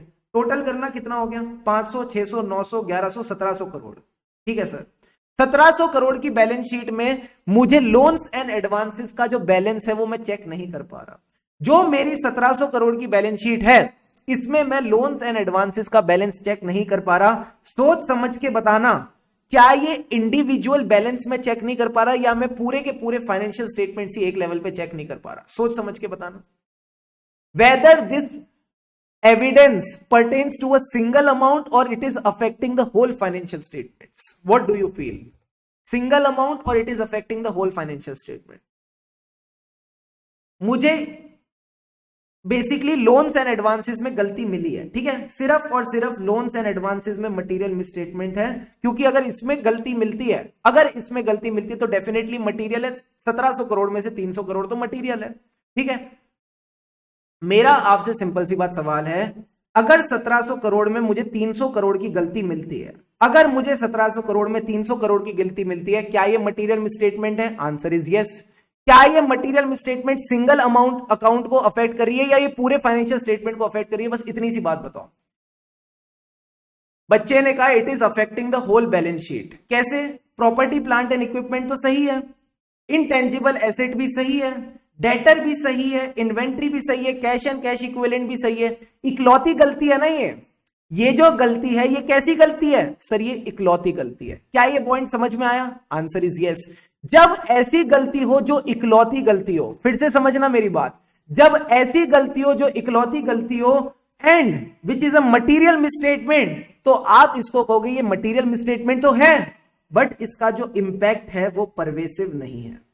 इसका जो इंपैक्ट है वो परवेसिव नहीं है। सर परवेसिव नहीं है का क्या मतलब है? It is not affecting the financial statement as a whole. Sir financial statement as a whole को थोड़ी अफेक्ट कर रही है, ये सिर्फ और सिर्फ लोन्स एंड एडवांसेस को अफेक्ट कर रहा है, बाकी चीजें तो ठीक ठाक है, बाकी चीजों में तो कोई गड़बड़ नहीं है। क्या ये पॉइंट समझ में आया? हाँ सर। तो अगर मैं आपको बोलूं, ठीक है, अब आपको ये पॉइंट समझ में आ गया ना, अब मैं आपके साथ थोड़े मजे लूंगा, ध्यान से समझना।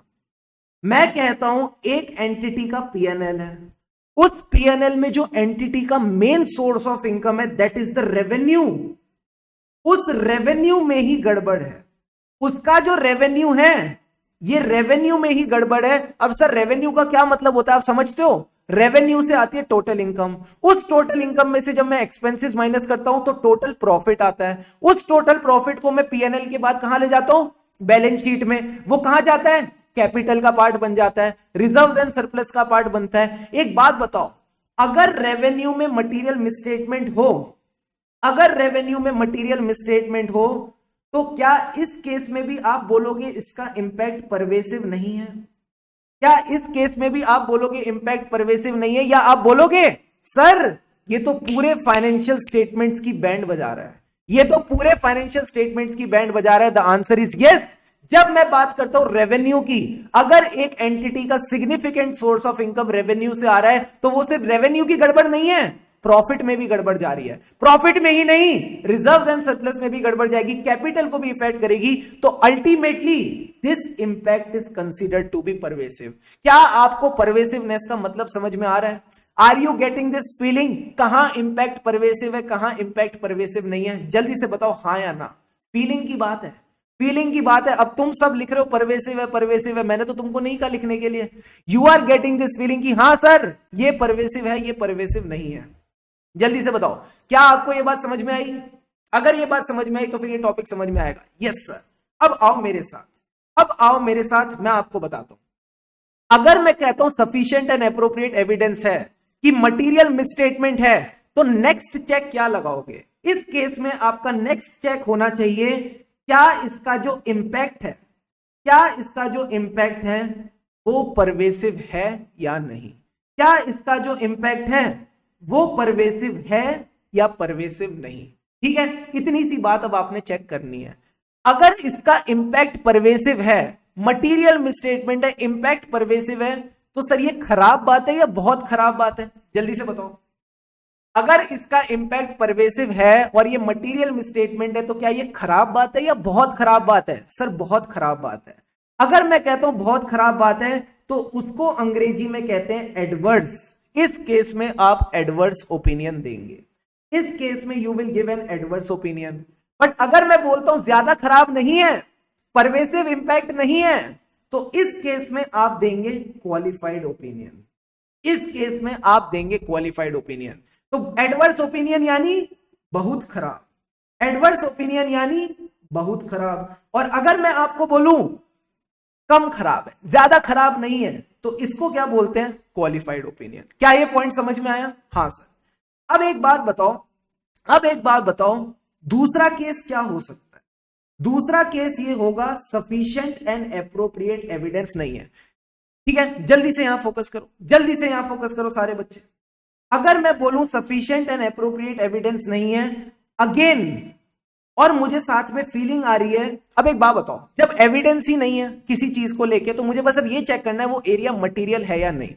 अगर मैं ये बोलता हूं कि वो एरिया, बच्चा कह रहा है मॉडिफाइड क्यों नहीं? अरे यार ये सारे मॉडिफिकेशन के टाइप्स हैं। एडवर्स ओपिनियन और क्वालिफाइड ओपिनियन मॉडिफिकेशन के टाइप से। तुम एक बार फोकस तो करो, इधर देखो, इधर देखो, मैं तुमको टाइम दूंगा डाउट पूछने का। अब इधर देखो, अगर मैं कहता हूं ऑडिट एविडेंस नहीं है, ठीक है, and that area is material, जिस एरिया के रिगार्डिंग ऑडिट एविडेंस नहीं है, that area is material to the financial statement. Sir material मतलब यूजर को उससे फर्क पड़ता है, ठीक है।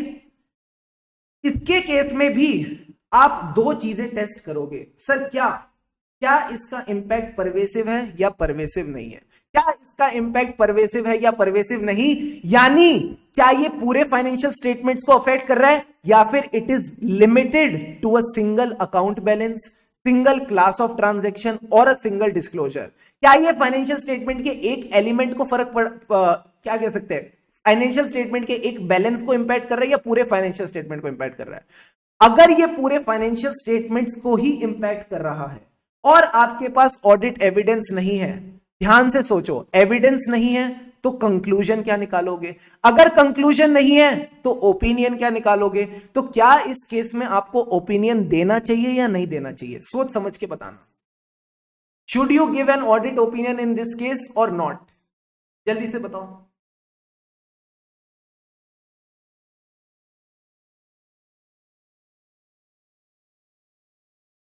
ये आधे बच्चे तो मेरे को लग रहा है पहले से पढ़ के आए हैं। तुमको कैसे आते हैं सारी टर्मिनोलॉजी है जो तुम लिख रहे हो? नहीं देना चाहिए, very very good. In this case बाबा आप अपना ओपिनियन देंगे ही नहीं, आप इस केस में ओपिनियन देंगे ही नहीं, आप अपने हाथ खड़े कर लेंगे। सर हाथ खड़े करने को क्या कहते हैं? You will disclaim your opinion. आप इस पे क्लेम नहीं करेंगे कि मैं ओपिनियन दे रहा हूं, आप क्लेम नहीं करेंगे, आप डिस्क्लेम कर देंगे। डिस्क्लेम यानी मैं कोई क्लेम नहीं ले रहा ओपिनियन का, मैं यहां पे ओपिनियन ही नहीं दूंगा, I will disclaim my opinion. अब सोच समझ के बताना, सोच समझ। अरे एक सेकेंड एक सेकेंड एक सेकेंड, इस केस में परवेसिव लेना होगा ना भाई। क्या क्या क्या कर रहे हो सर, क्या कर रहे हो सर? इस केस में मानो परवेसिव है, ठीक है, इस केस में मानो परवेसिव नहीं है। अगर ये इंपैक्ट परवेसिव है यानी it is affecting the whole financial statement, क्योंकि ये होल फाइनेंशियल स्टेटमेंट को अफेक्ट करता है, क्योंकि ये होल फाइनेंशियल स्टेटमेंट को अफेक्ट करता है, तो इस केस में आपने बोला मैं ओपिनियन नहीं दूंगा।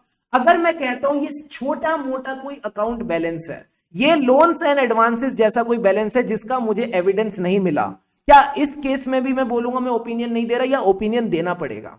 इस वाले केस के बारे में बताओ, क्या इस केस में भी मैं बोल दूं मैं ओपिनियन नहीं दे रहा, या मुझे यहां पे ओपिनियन देना पड़ेगा? लॉजिकली सोच के बताना। ऑडिट एविडेंस यहां भी नहीं मिला है, बट इसका इंपैक्ट ना परवेसिव नहीं है, पूरे फाइनेंशियल स्टेटमेंट को अफेक्ट नहीं कर रहा, बस एक छोटी सी जगह है जो मटेरियल है बट परवेसिव नहीं। क्या इस केस में ओपिनियन देना पड़ेगा? Answer is yes. अब सर बहुत खराब ओपिनियन दे या खराब दे, सोच के बताना। बहुत खराब दे या खराब दे? सर बहुत खराब तब दिया जाता है जब परवेसिव होता है, यहां पे तो सिर्फ खराब है, यहां पे तो सिर्फ खराब है, तो मैंने कहा जहां भी ओपिनियन खराब होगा यानी परवेसिव इफेक्ट नहीं है, उस केस में आप अपना ओपिनियन क्वालिफाई करेंगे। उस केस में आप अपना ओपिनियन क्वालिफाई करेंगे। इतनी सी बात आपने ध्यान में रख के चलनी है, इतनी सी बात आपने ध्यान में रख के चलनी है। तो यहां पे ना एक लाइन लिख लो, यहां पे एक लाइन लिख लो, whenever whenever the impact is material, whenever the misstatement is material but not pervasive,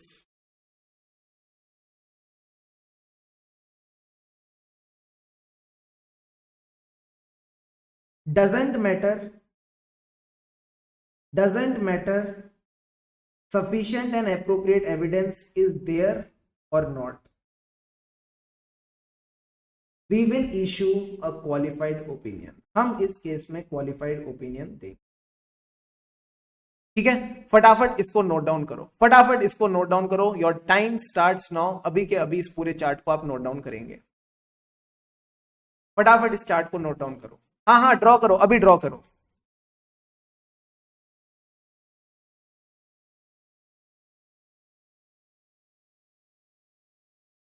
कौन से पेज मत करो, चुपचाप इसको लिखो। ठीक है, अभी मैं तुमको एक लाइन रीड कराऊंगा तभी वो समझ आएगी, जब तुम्हें ये आता होगा। कौन से पेज पे है सर ये टॉपिक? चुपचाप लिखो ना तुम, ज्यादा पंचायत करनी है तुमको, है? फटाफट लिखो। सही लिखवा रहा हूं, बस इतना भरोसा रखो। ठीक है, चुपचाप लिखो इसको।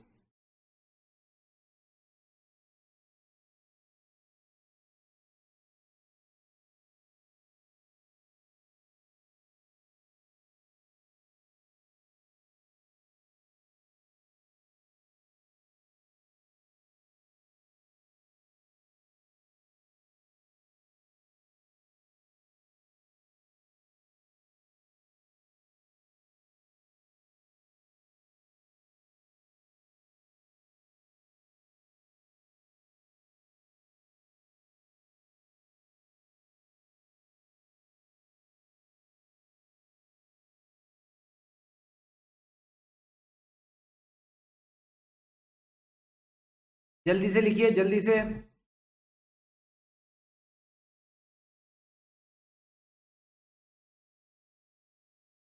लास्ट लाइन भी लिख लो फटाफट, लास्ट लाइन भी लिख लो।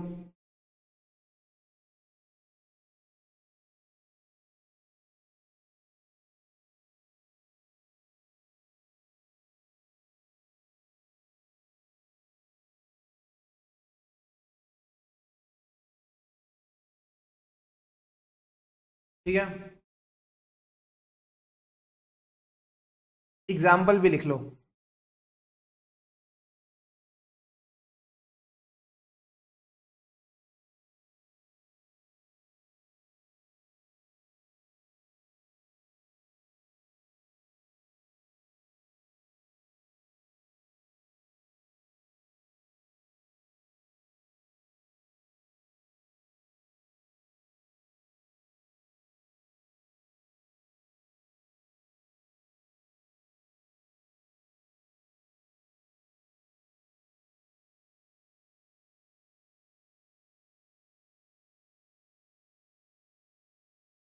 Done done done done done. चलो सर, अब देखो इधर, अब इधर देखो, इधर देखो, इधर देखो, इधर देखो। मैंने आपको बताया था सर मॉडिफिकेशन होंगी, जो मैंने आपको बोला था मॉडिफिकेशन होगी। ध्यान से समझना अब इस बात, ध्यान से समझना इस बात को। सर लाइन रीड करना, कौन सी लाइन रीड करनी है तुम्हारी? Whenever misstatement is material but not pervasive doesn't matter, evidence मिला है या नहीं, आप उस केस में क्वालिफाइड ओपिनियन देंगे। ठीक है, अब चुपचाप इधर देखो। नो का क्या मतलब है? नो नो नो क्या हो गया? क्या लिखना है तुमको? Sir if there is no sufficient and appropriate evidence और एरिया मटेरियल नहीं है। जूही आप बताओ, जूही का सवाल, सारे बच्चे जूही का सवाल दो, का जवाब दो। सवाल क्या दोगे तुम? जूही कहती है एरिया जो है वो मटेरियल ही नहीं है। ठीक है, मरियल एरिया है, कह रहे मटेरियल नहीं है, और हमें सफिशिएंट एंड अप्रोप्रिएट एविडेंस भी नहीं मिला। बताओ कौन सा ओपिनियन दोगे? बताओ कौन सा ओपिनियन दोगे, जल्दी से बताओ। अरे भाई तुम जल्दी क्यों नहीं लिखते हो? पहले इसका सवाल का जवाब दो, फिर लिखने का टाइम दूंगा। जवाब दो पहले, देखते कौन सा बच्चा समझदार बैठा है यहां पे। Very very good, unmodified opinion देंगे, अनमॉडिफाइड ओपिनियन देंगे, बिल्कुल सही बोला आपने। अरे भाई ऑब्वियस सी बात है ना, जो मटेरियल मिसस्टेटमेंट ही नहीं है तो मुझे फर्क ही नहीं पड़ता, फिर मैं अनमॉडिफाइड ओपिनियन दूंगा, क्या दिक्कत है? कह रही कौन कौन कहता ओपिनियन नहीं देंगे? कौन है नलायक? कौन है नलायक कह रहे ओपिनियन ही नहीं देंगे? ऐसे कैसे नहीं दोगे तुम ओपिनियन? कल को कोई छोटी मोटी ट्रांजेक्शन है 10 रुपए की, कल को कोई छोटी मोटी ट्रांजेक्शन है 10 रुपए की, 100 करोड़ की कंपनी है, तुम चार्टर्ड अकाउंटेंट बन गए गलती से किसी दिन, तो तुम क्या ओपिनियन नहीं दोगे? कान पकड़ो 10 बार और अपना उठक बैठक लगाओ। तुमको फाउंडेशन से इंटर में भेजा किसने? ऐसे चार्टर्ड अकाउंटेंट जाएंगे तो हो गया इंडिया 100 करोड़ के पार। मजाक चल रहा है तुमको? है मजाक चल रहा है? कह रहे ओपिनियन ही नहीं देंगे। कौन रखेगा तुमको एज एन ऑडिटर? 10 रुपए की ट्रांजेक्शन का एविडेंस नहीं मिला इनको और कहते ओपिनियन नहीं देंगे। वाह जी वाह, वाह जी वाह, हो जाएगा तुम्हारा तो भाई साहब कल्याण। ऐसे तो तुमको तो मजाक लग रहा है भाई साहब। चार्टर्ड अकाउंटेंसी किसने भेजा फाउंडेशन से? पहले मुझे तो ये बताओ तुम। ठीक है, डायरेक्ट एंट्री हो गया तुम, और ये डायरेक्ट एंट्री का दरवाजा खोला किसने? ओपिनियन नहीं दोगे तुम, 5 ट्रिलियन इकोनॉमी बनाएंगे ये लोग। भाई क्या कर रहा है तू? बिल्कुल वही वाली फीलिंग आ रही है मुझे। ठीक है, और जो बच्चा क्वालिफाइड ओपिनियन कह रहा है, ऐसे कैसे तुम अपना ओपिनियन क्वालिफाई कर दोगे? क्लाइंट भी बोलेगा बड़ा अजीब आदमी है तू, क्लाइंट भी बोलेगा बड़े अजीब हो यार तुम। 10 रुपए की ट्रांजेक्शन का तुमको एविडेंस नहीं दिया, तुमने अपनी ऑडिट रिपोर्ट ही क्वालिफाई कर दी। समझ रहे हो मेरी बात? Yes sir. अब सर एक बात बताओ, मैंने आपको कहा था ऑडिट ओपिनियन मॉडिफाई करना है, ये मॉडिफिकेशन कब है? जब मटेरियल मिसस्टेटमेंट है। जब मटेरियल मिसस्टेटमेंट है, मानते हैं एविडेंस मिला हो या ना मिला हो फर्क नहीं पड़ता, जहां भी मटेरियल मिसस्टेटमेंट की फील आएगी हम अपना ओपिनियन मॉडिफाई करेंगे। सर मॉडिफिकेशन 3 तरह की है, इसको हम बोलते हैं डाकू ओपिनियन। हम इसको आज से क्लास में प्यार से बोलेंगे सर क्या? डाकू, डाकू ओपिनियन। सर डाकू का क्या मतलब है? D for disclaimer. हम अपने हाथ कब खड़े करते हैं? जब हमको सफिशिएंट एंड अप्रोप्रिएट एविडेंस नहीं मिलता, इसका इंपैक्ट भी मटेरियल है और परवेसिव भी है, यानी ये पूरे फाइनेंशियल स्टेटमेंट को अफेक्ट करता है। तो इस केस में आप अपना ओपिनियन नहीं देंगे। Sir A for adverse opinion, A for adverse opinion. Sir adverse का मतलब क्या था? सफिशिएंट एंड अप्रोप्रिएट एविडेंस मिल गया है, हमको एविडेंस मिल गया। तो जब एविडेंस मिल गया तो आप कंक्लूजन भी निकालोगे, कंक्लूजन भी निकालोगे तो ओपिनियन भी देना पड़ेगा, प्लस मटेरियल मिसस्टेटमेंट भी है और इसका इंपैक्ट परवेसिव भी है। तो क्या ये खराब है या बहुत खराब है? बहुत खराब है। तो जहां जहां बहुत खराब की फीलिंग आए वहां आप एडवर्स ओपिनियन देंगे। एंड लास्ट पॉइंट इज, जो बच गया वो है क्वालिफाइड ओपिनियन। क्वालिफाइड ओपिनियन क्या कहता है? सफिशिएंट ये कहता है मटेरियल मिसस्टेटमेंट है सबसे पहले तो, और दूसरा इसका इंपैक्ट परवेसिव नहीं है। दूसरा इसका इंपैक्ट परवेसिव नहीं है, क्योंकि इंपैक्ट परवेसिव नहीं है तो ये बहुत खराब नहीं है, ये सिर्फ खराब है। और इसके बाद सर एक बात बताओ, एविडेंस मिला या नहीं मिला? जल्दी से बताओ, जल्दी से बताओ, क्या इस केस में एविडेंस मिला है या नहीं मिला है? सर चार्ट में आपने क्वालिफाई दिया है, कहां दिया है क्वालिफाई? जहां जहां क्वालिफाई लिखा है वहां मैंने इंपैक्ट परवेसिव नहीं दिया है, ध्यान से पढ़ो। ठीक है, अब इधर देख के बताओ क्या इस केस में इंपैक्ट परवेसिव नहीं है और मटेरियल मिसस्टेटमेंट है? ऑडिट एविडेंस मिला है या नहीं मिला है? दोनों में से क्या ऑप्शन है? क्या लिखूं? Sufficient and appropriate audit evidence मिला है या नहीं मिला है? जल्दी से बताओ।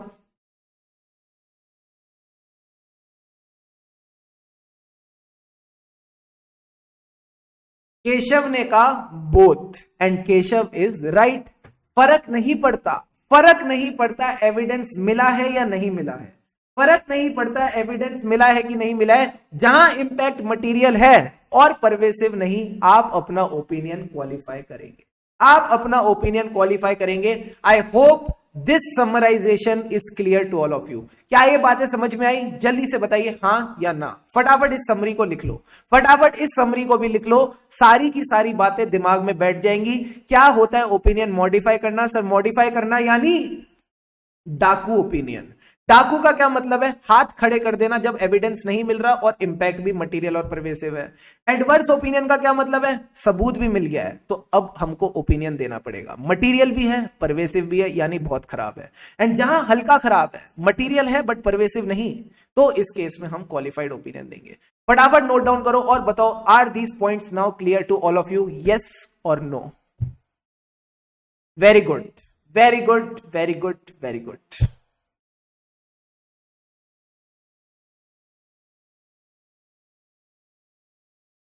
अगर मैं कहूं तुम सबकी एग्जेम्पशन आएगी, तुम सब बिल के पार्टी करोगे, तो तुम क्या कहोगे? सर हम कहेंगे इस बात को अगर आप और बार बार कहें तो अच्छा होगा। जल्दी से लिखो वरना तुमको मेरे खराब गाने सुनने पड़ेंगे। क्या बात है, युवराज कह रहे सर अब मेरा डाउट क्लियर हो गया, मैं पार्टी करूंगा। वेरी वेरी गुड युवराज, ये मस्त टॉपिक है। अरे पूरा ऑडिट ही मस्त है, ठीक है। कल हमने जो टॉपिक्स पढ़े थे ना, वो थोड़े से ना बचकाना टॉपिक्स थे कि क्या होते हैं फंडामेंटल प्रिंसिपल्स, क्या होते हैं थ्रेड्स, बच्चों वाले टॉपिक होते हैं। एक हेडिंग पड़ी 5-5 पॉइंट, ठीक है। ये है असली कॉन्सेप्ट, ये है असली कॉन्सेप्ट। सर बड़ी खुशी होगी। Very very good. जल्दी से बताओ, क्या आप सबने नोट डाउन किया? क्या आप सबने नोट डाउन किया या किसी की वेट करने की जरूरत है? कोई आ रहा है भागता भागता पीछे पीछे, तो जल्दी बताओ वरना हम गाड़ी में बैठ के आगे निकल जाएंगे फिर।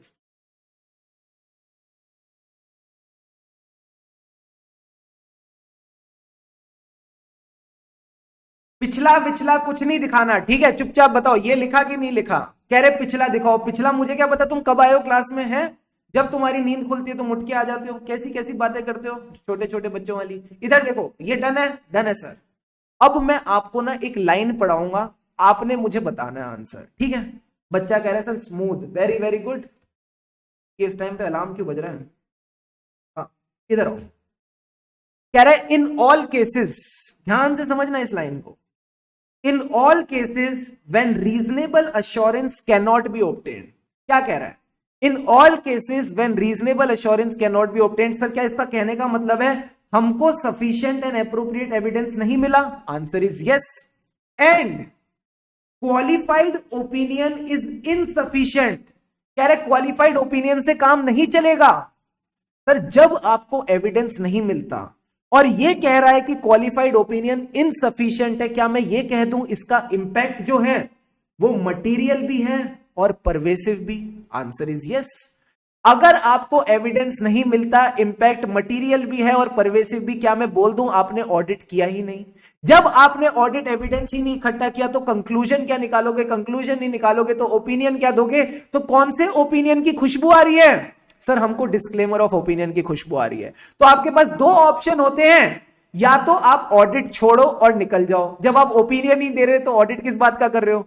ऑडिट से विड्रॉ करो और पतली गली से निकल जाओ, या फिर अगर आप ऑडिट रिपोर्ट दोगे तो उसमें अपना ओपिनियन डिस्क्लेम कर दो। तो कहता है auditor shall disclaim the opinion, यानी वो अपना ओपिनियन नहीं देगा या फिर वो इंगेजमेंट से विड्रॉ करेगा जहां विड्रॉल इज लीगली परमिटेड। जहां विड्रॉल इज लीगली परमिटेड। वापस इस लाइन को रीड करा रहा हूं, ध्यान से समझना। कह रहा है रीजनेबल अश्योरेंस नहीं मिली, यानी एविडेंस नहीं मिला। रीजनेबल अश्योरेंस क्या थी? संतुष्टि। हमको संतुष्टि कब मिलती है? जब हमको अच्छा खाना मिलता है, क्वालिटी का खाना मिलता है, क्वांटिटी का खाना मिलता है, सफिशिएंट एंड एप्रोप्रिएट खाना मिलता है। कह रहा है मेरे को सफिशिएंट एंड एप्रोप्रिएट एविडेंस नहीं मिला। तो जब इसको एविडेंस मिला नहीं तो दो ही ओपिनियन पॉसिबल है, क्वालिफाइड और डिस्क्लेमर। कह रहा है क्वालिफाइड से काम नहीं चलेगा, तो इसका मतलब है इंपैक्ट इज परवेसिव। तो या तो आप अपना ओपिनियन डिस्क्लेम कर दो, हाथ खड़े कर दो, मैं क्लेम ही नहीं करता कि कोई ओपिनियन दे रहा हूं। सेकेंड केस, आप पतली गली से विड्रॉ करके निकल जाओ जहां इट इज लीगली परमिटेड। क्या ये पॉइंट अब जाके समझ आया?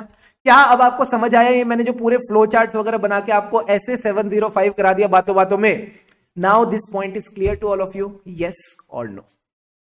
अब बताओ, आ रही है फील? आ रही है ऑडिट की फील? आ रही है? जल्दी से बताओ, क्या ये थ्योरी है या प्रैक्टिकल है? ये भी बताना चैट बॉक्स पे, ठीक है? Do let me know, was it conceptual और रेटाफिकेशन?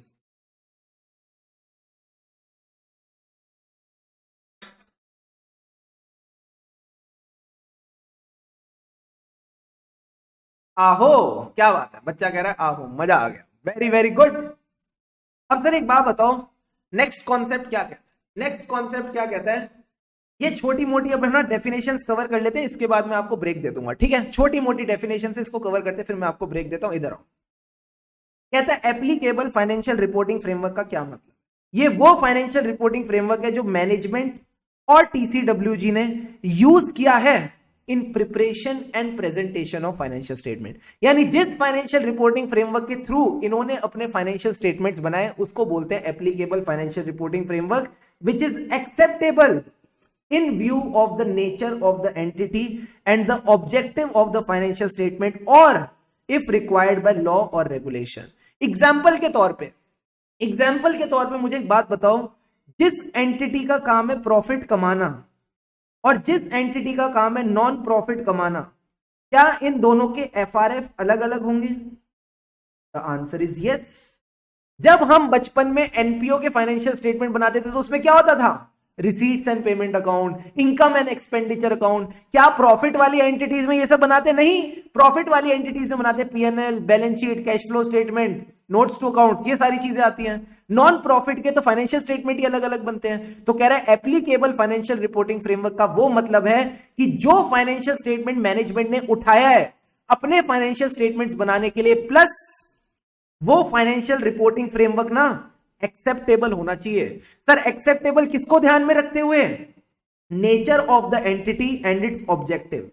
जो हमारी एंटिटी है उसका क्या नेचर है, क्या ऑब्जेक्टिव है, उसको ध्यान में रख के रखना पड़ेगा। ऐसे ही अगर मैं बोलूं कोई लिस्टेड एंटिटी है, तो उसके फाइनेंशियल स्टेटमेंट इंड एस के हिसाब से बनेंगे। अगर कोई अनलिस्टेड एंटिटी है तो उसके फाइनेंशियल स्टेटमेंट किसके हिसाब से बनेंगे? अकाउंटिंग स्टैंडर्ड के हिसाब से बनेंगे। तो बड़े बड़े डिफरेंस हैं। डिपेंड करता है nature and objective of the entity पे कि क्या वो फाइनेंशियल रिपोर्टिंग फ्रेमवर्क एक्सेप्टेबल है या नहीं। अब सर ये जो फाइनेंशियल रिपोर्टिंग फ्रेमवर्क है ना, ये दो तरह के होते हैं। जो हमारे फाइनेंशियल रिपोर्टिंग फ्रेमवर्क है, मैं इसको ना प्यार से एफआरएफ बोलूंगा, पूरा बड़ा बड़ा बोलने में ना जिंदगी निकल जाएगी, ठीक है? एफआरएफ दो तरह के होते हैं। एक होते हैं फेयर प्रेजेंटेशन, एक होते हैं कंप्लायंस। ऐसे ही हमारा जो सीए है ना, इसमें दो तरह के बच्चे होते हैं। एक जो फेयर प्रेजेंटेशन करते हैं, यानी अगर दिन में 16 घंटे हैं पढ़ने के लिए, ठीक है? 8 घंटे मान लो आप सोते हो, बाकी 16 घंटे आपके पास पढ़ाई के लिए होते हैं, जिसमें आप थोड़ा टाइम खाने पीने के लिए, नहाने धोने के लिए, हल्की फुल्की चीजें करने के लिए निकाल सकते हो। फेयर प्रेजेंटेशन वाला बच्चा किस पे फोकस करेगा? सर फेयर प्रेजेंटेशन वाला बच्चा फोकस करेगा क्वालिटी ऑफ स्टडीज पे। जो कंप्लायंस वाला बच्चा होगा वो किस पे फोकस करेगा? वो फोकस करेगा number of hours of study पे। वो बोलेगा एक ना रैंकर आया था यूट्यूब पे, कहता 14 से 16 घंटे पढ़ना चाहिए, तो मैं तो 14 से 16 घंटे पढ़ता हूं। फेयर प्रेजेंटेशन वाला कहेगा कोई बात नहीं, मैं 12 घंटे पढ़ूंगा बट मैं फेयरली पढ़ूंगा, यानी मैं पूरी कंसंट्रेशन के हिसाब से पढ़ूंगा। हो सकता है फेयर प्रेजेंटेशन वाला 15 घंटे भी पढ़ ले, वो कहेगा कि नहीं मैं 14 की जगह 15 घंटे पढ़ लेता हूं मेरे टारगेट्स अचीव करने के लिए। क्या आपको दोनों में फर्क दिख रहा है? सर कंप्लायंस वाला कह रहा है जैसा कहा गया है वैसे करो, जैसा कहा है वैसा आपने करना पड़ेगा।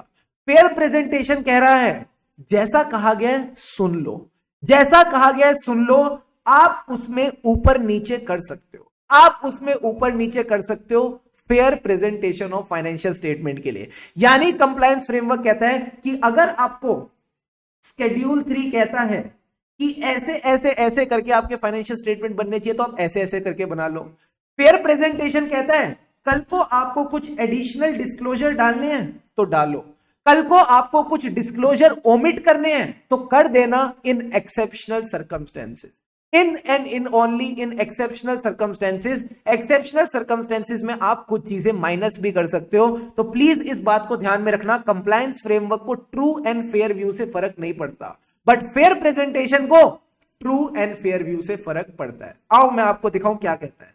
फेयर प्रेजेंटेशन फ्रेमवर्क कहता है कंप्लायंस तो कर लेंगे, कंप्लायंस कर लेंगे, उसमें कोई दिक्कत की बात नहीं है, बट जरूरत पड़ी एक्नॉलेजेस कि फेयर प्रेजेंटेशन अचीव करने के लिए हो सकता है कि हमको डिस्क्लोजर्स देने पड़े beyond specifically required by the framework. यानी हो सकता है हमको एडिशनल भी कुछ करना पड़े, प्लस कई बार हो सकता है हमको डिपार्ट करना पड़े।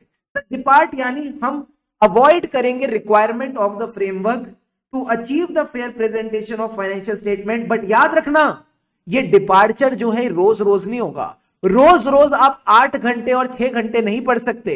किसी दिन एक्सेप्शनल सर्कमस्टेंस हुआ, यानी मान लो आपकी तबीयत खराब हो गई, तो उस केस में अगर आप 14 घंटा पढ़ोगे तो आप ही के लिए हानिकारक है। बट उस दिन अगर आप 6 घंटे भी शांति से पढ़ लिए, अगले दिन आप वापस 14 घंटे पढ़ पाओगे अगर आप रिकवर कर गए। तो यही पॉइंट ये कह रहा है कि आप अपनी रिक्वायरमेंट से डिपार्ट भी कर सकते हो, आप इसको रिड्यूस भी कर सकते हो अगर आपको लगता है इसी से फेयर प्रेजेंटेशन होगी। बट याद रखना this will happen only and only in extremely rare circumstances। Compliance वाला कहता है बकवास बंद करो, फेयर प्रेजेंटेशन वाली बकवास बंद करो, जैसा फ्रेमवर्क कहता है वैसे आपने करना है। यानी ये कहता है कि आप कंप्लाई करो with the requirements of the framework, but does not contain the acknowledgement in 1 and 2। यानी ना तो आपने कुछ ऐड करना है ना आपने कोई डिपार्चर करना है, चुपचाप जैसा फ्रेमवर्क कहता है वैसा गधे की तरह चलते जाओ, ठीक है। So these are the 2 types of framework, fair presentation framework and compliance framework. These are the 2 types of frameworks of the financial reporting framework. आई बात समझना है, बस इसको पूरा रट्टा लगाने मत बैठ जाना कल को किसी दिन। सिंपल सी बात बस समझ लो, फ्रेमवर्क क्या होता है जिसके हिसाब से फाइनेंशियल स्टेटमेंट बनते हैं। याद रखना वो एक्सेप्टेबल होना चाहिए with respect to the nature and operations of the entity. 2 तरह के फ्रेमवर्क होते हैं, फेयर प्रेजेंटेशन, कंप्लायंस। सर फर्क क्या है?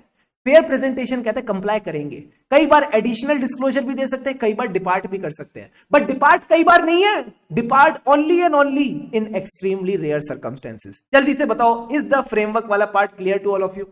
फटाफट इसको देखो और मुझे चैट बॉक्स में बताओ डन डना डन डन, ठीक है, क्लियर है ये?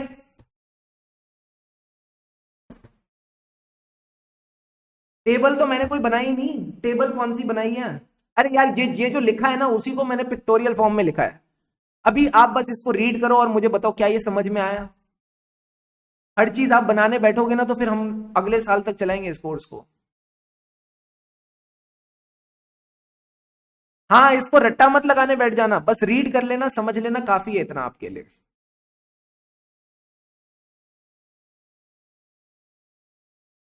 आई बात समझ? चलो सर, नेक्स्ट हमारे पास डेफिनेशन किसकी दे रखी है? मिस स्टेटमेंट की डेफिनेशन है। मिस स्टेटमेंट हमको आता है। सर मिस स्टेटमेंट क्या है? कीवर्ड क्या है इसमें? ये डेफिनेशन आनी चाहिए तुमको, ठीक है। मिस स्टेटमेंट का मतलब है डिफरेंस। सर डिफरेंस किसमें? एसीपीडी। एसीपीडी का क्या मतलब था? Amount, classification, presentation, disclosure. Amount, classification, presentation and disclosure जो फाइनेंशियल स्टेटमेंट में रिपोर्टेड है एंड जो एसीपीडी रिक्वायर्ड था to be reported in accordance with the applicable FRF. अगर एफआरएफ और फाइनेंशियल स्टेटमेंट में डिफरेंस है तो उसको हम मिसस्टेटमेंट कहते हैं। And this misstatement can be intentional और अनइंटेंशनल, यानी it can arise due to error और fraud, already discussed earlier. And financial statement का क्या मतलब है? बैलेंस शीट और पीएनएल। इसका मतलब है बैलेंस शीट और पीएनएल। लास्ट पॉइंट जल्दी से structured presentation of historical financial information.